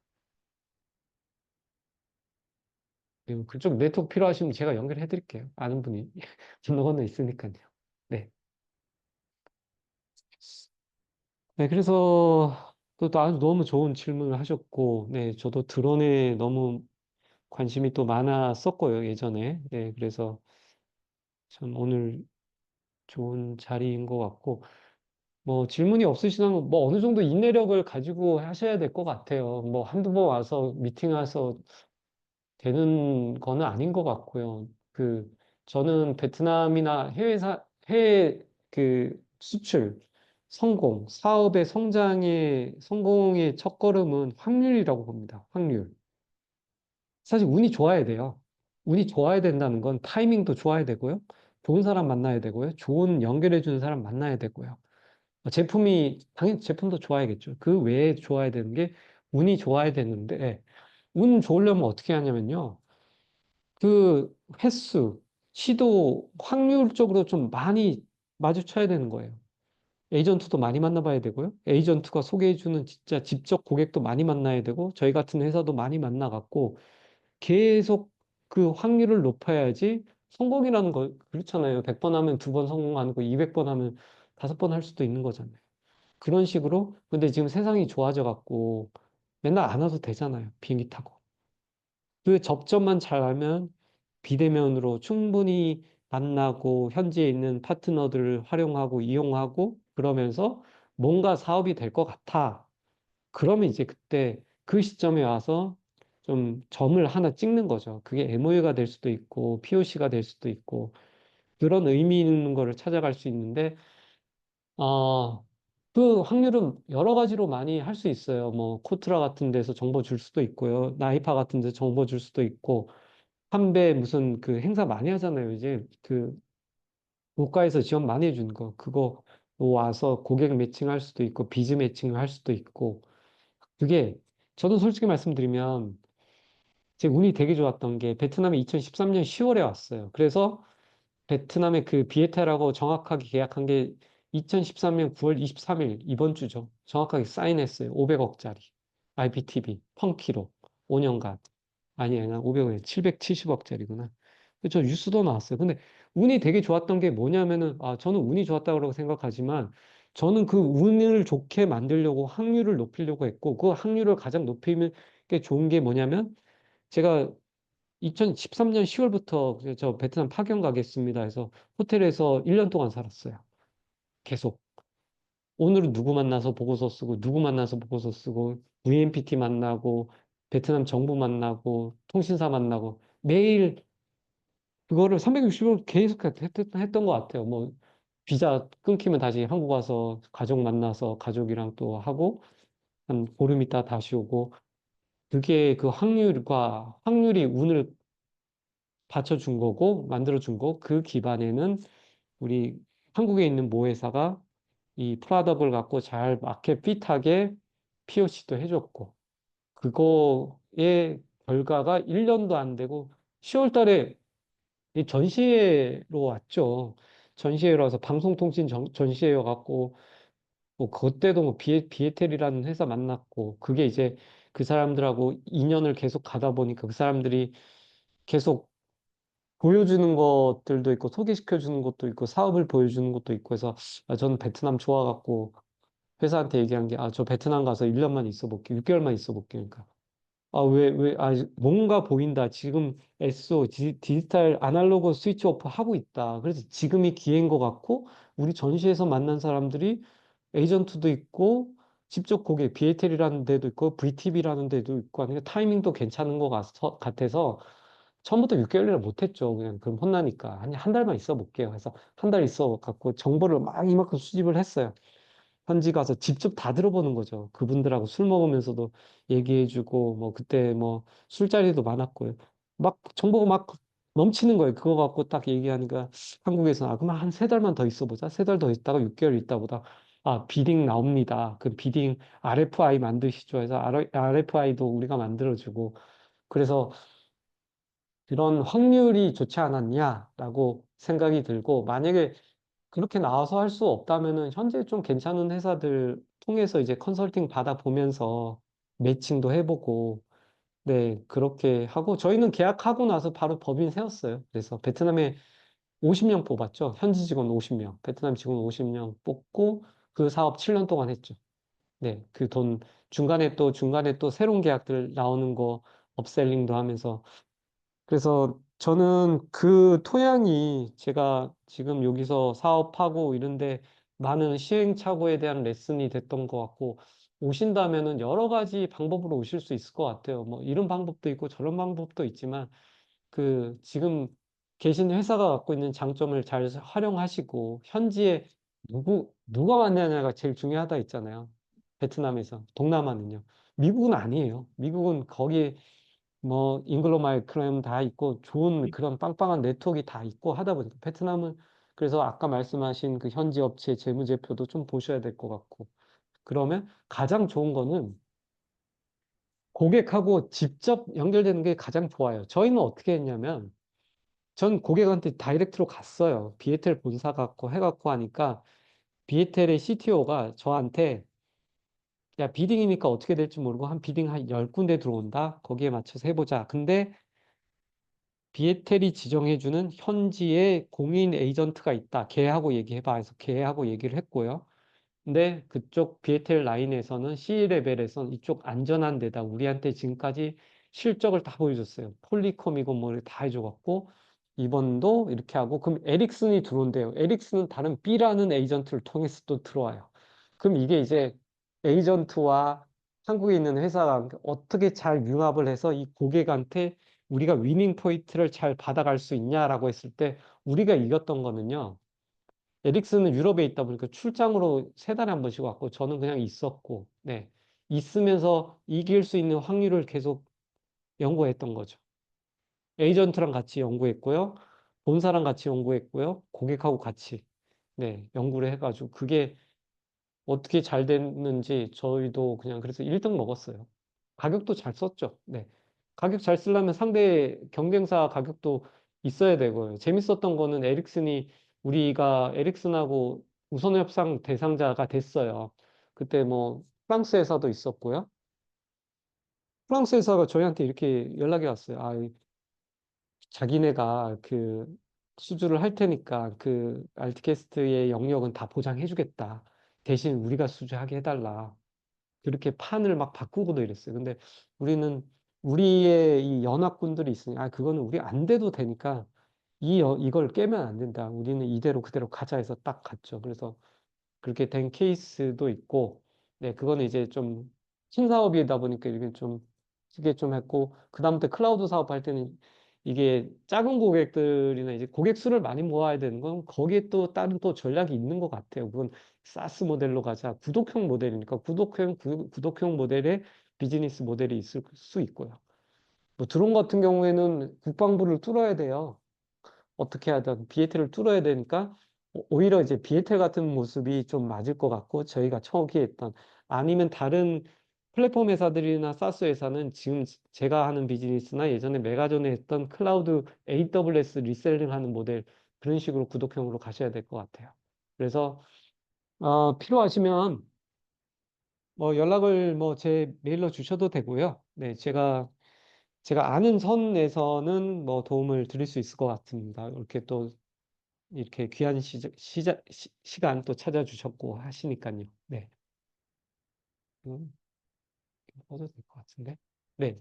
그렇습니다. 네, 딱 시간 대표님 제가 맞췄네요. 네. 네. 그 시간 맞추기는 잠깐 채팅창에다 잠깐 남기긴 했었는데 아, 네. 이거는 말하는 거 못했지. 그냥 네, 다른 질문 네, 마지막으로. 궁금한 부분이 있어서 이게 ICT 분야는 아닌데 그 아까 전에도 말씀해 주신 것처럼 베트남에 젊은 인구들이 많이 있잖아요. 그래서 그 뭐 ICT나 이런 쪽에 대해서도 이제 빠르게 발전하고 학습하고 이런 분위기인 것 같은데 그 주변에 좀 베트남 쪽에 이제 스포츠, 그러니까 e스포츠 제외하고 그냥 진짜 스포츠 관련해가지고 이제 관심이 있는 사람이 있어서 근데 뭐 예를 들어서 인도네시아나 이런 데 주변 국가 보면은 뭐 배드민턴이라든지 아니면은 뭐 클라이밍이라든지 이런 거에 대한 인기도 있고 그거에 대한 수요도 많은데 이제 베트남 같은 경우는 축구 말고는 어떤 다른 스포츠에 대한 그런 인기라든지 수요가 딱히 있는 게 없는 것 같아가지고 만약에 그쪽 있습니다. 하나 있습니다. 스포츠나 레저 산업 이런 쪽으로 진출하려면 어느 쪽이 좀 유망한지 그게 좀 궁금해하는 사람이 있어서 혹시 그런 것도 혹시 정보가 있으실까요? 네, 가장 좋아하는 거는 축구죠. 두 번째는 그거예요. 피켓볼인가? 테니스에서 이렇게 좀 이렇게 변형된 거 있잖아요. 요즘 유행하는 거, 전 세계적으로. 뭐죠? 네네. 제가 정확하게 그 이름을 몰라서 이렇게, 저기, 크리켓인가? 그건 아니죠. 크리켓, 예, 그 크리켓? 있어요. 크리켓인가? 이렇게, 원래 이게 테니스인데, 테니스에서 이게 변형돼서 이렇게 좀 이렇게, 그 있는데, 그게 있고요. 세 번째는 테니스를 좋아해요. 테니스. 그러니까 베트남이 국기 스포츠를 굉장히 좋아하고요. 근데 야구는 별로 안 좋아합니다. 우리 SK 감독님 와갖고 야구 교실도 만들고 막 했는데 잘 안 됐어요. 베트남 사람들한테 제가 물어봤어요.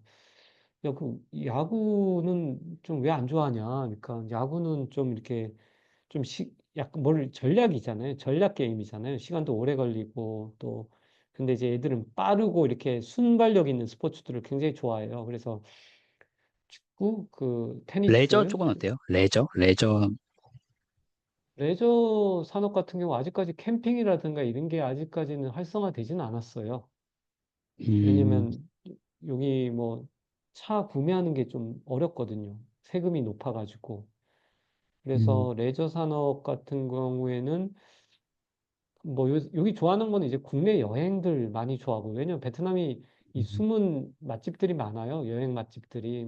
우리가 아는 다낭 이런 거 외에도 숨은 데가 굉장히 오지들이 많고 이래서 사람들이, 직장인들도 모여서 워크숍 여행 가는 거, 국내 여행 가는 거 좋아하고, 돈 있는 사람들 해외여행 가는 거 좋아하고, 그렇고 이제, 좋아하는 것들이 이제 스포츠는 아까 말씀드린 그런 종목들이고, 골프는 아직까지는 이제 좀 상류층만 치고 있습니다. 베트남에 아직 대중화되지 않았어요.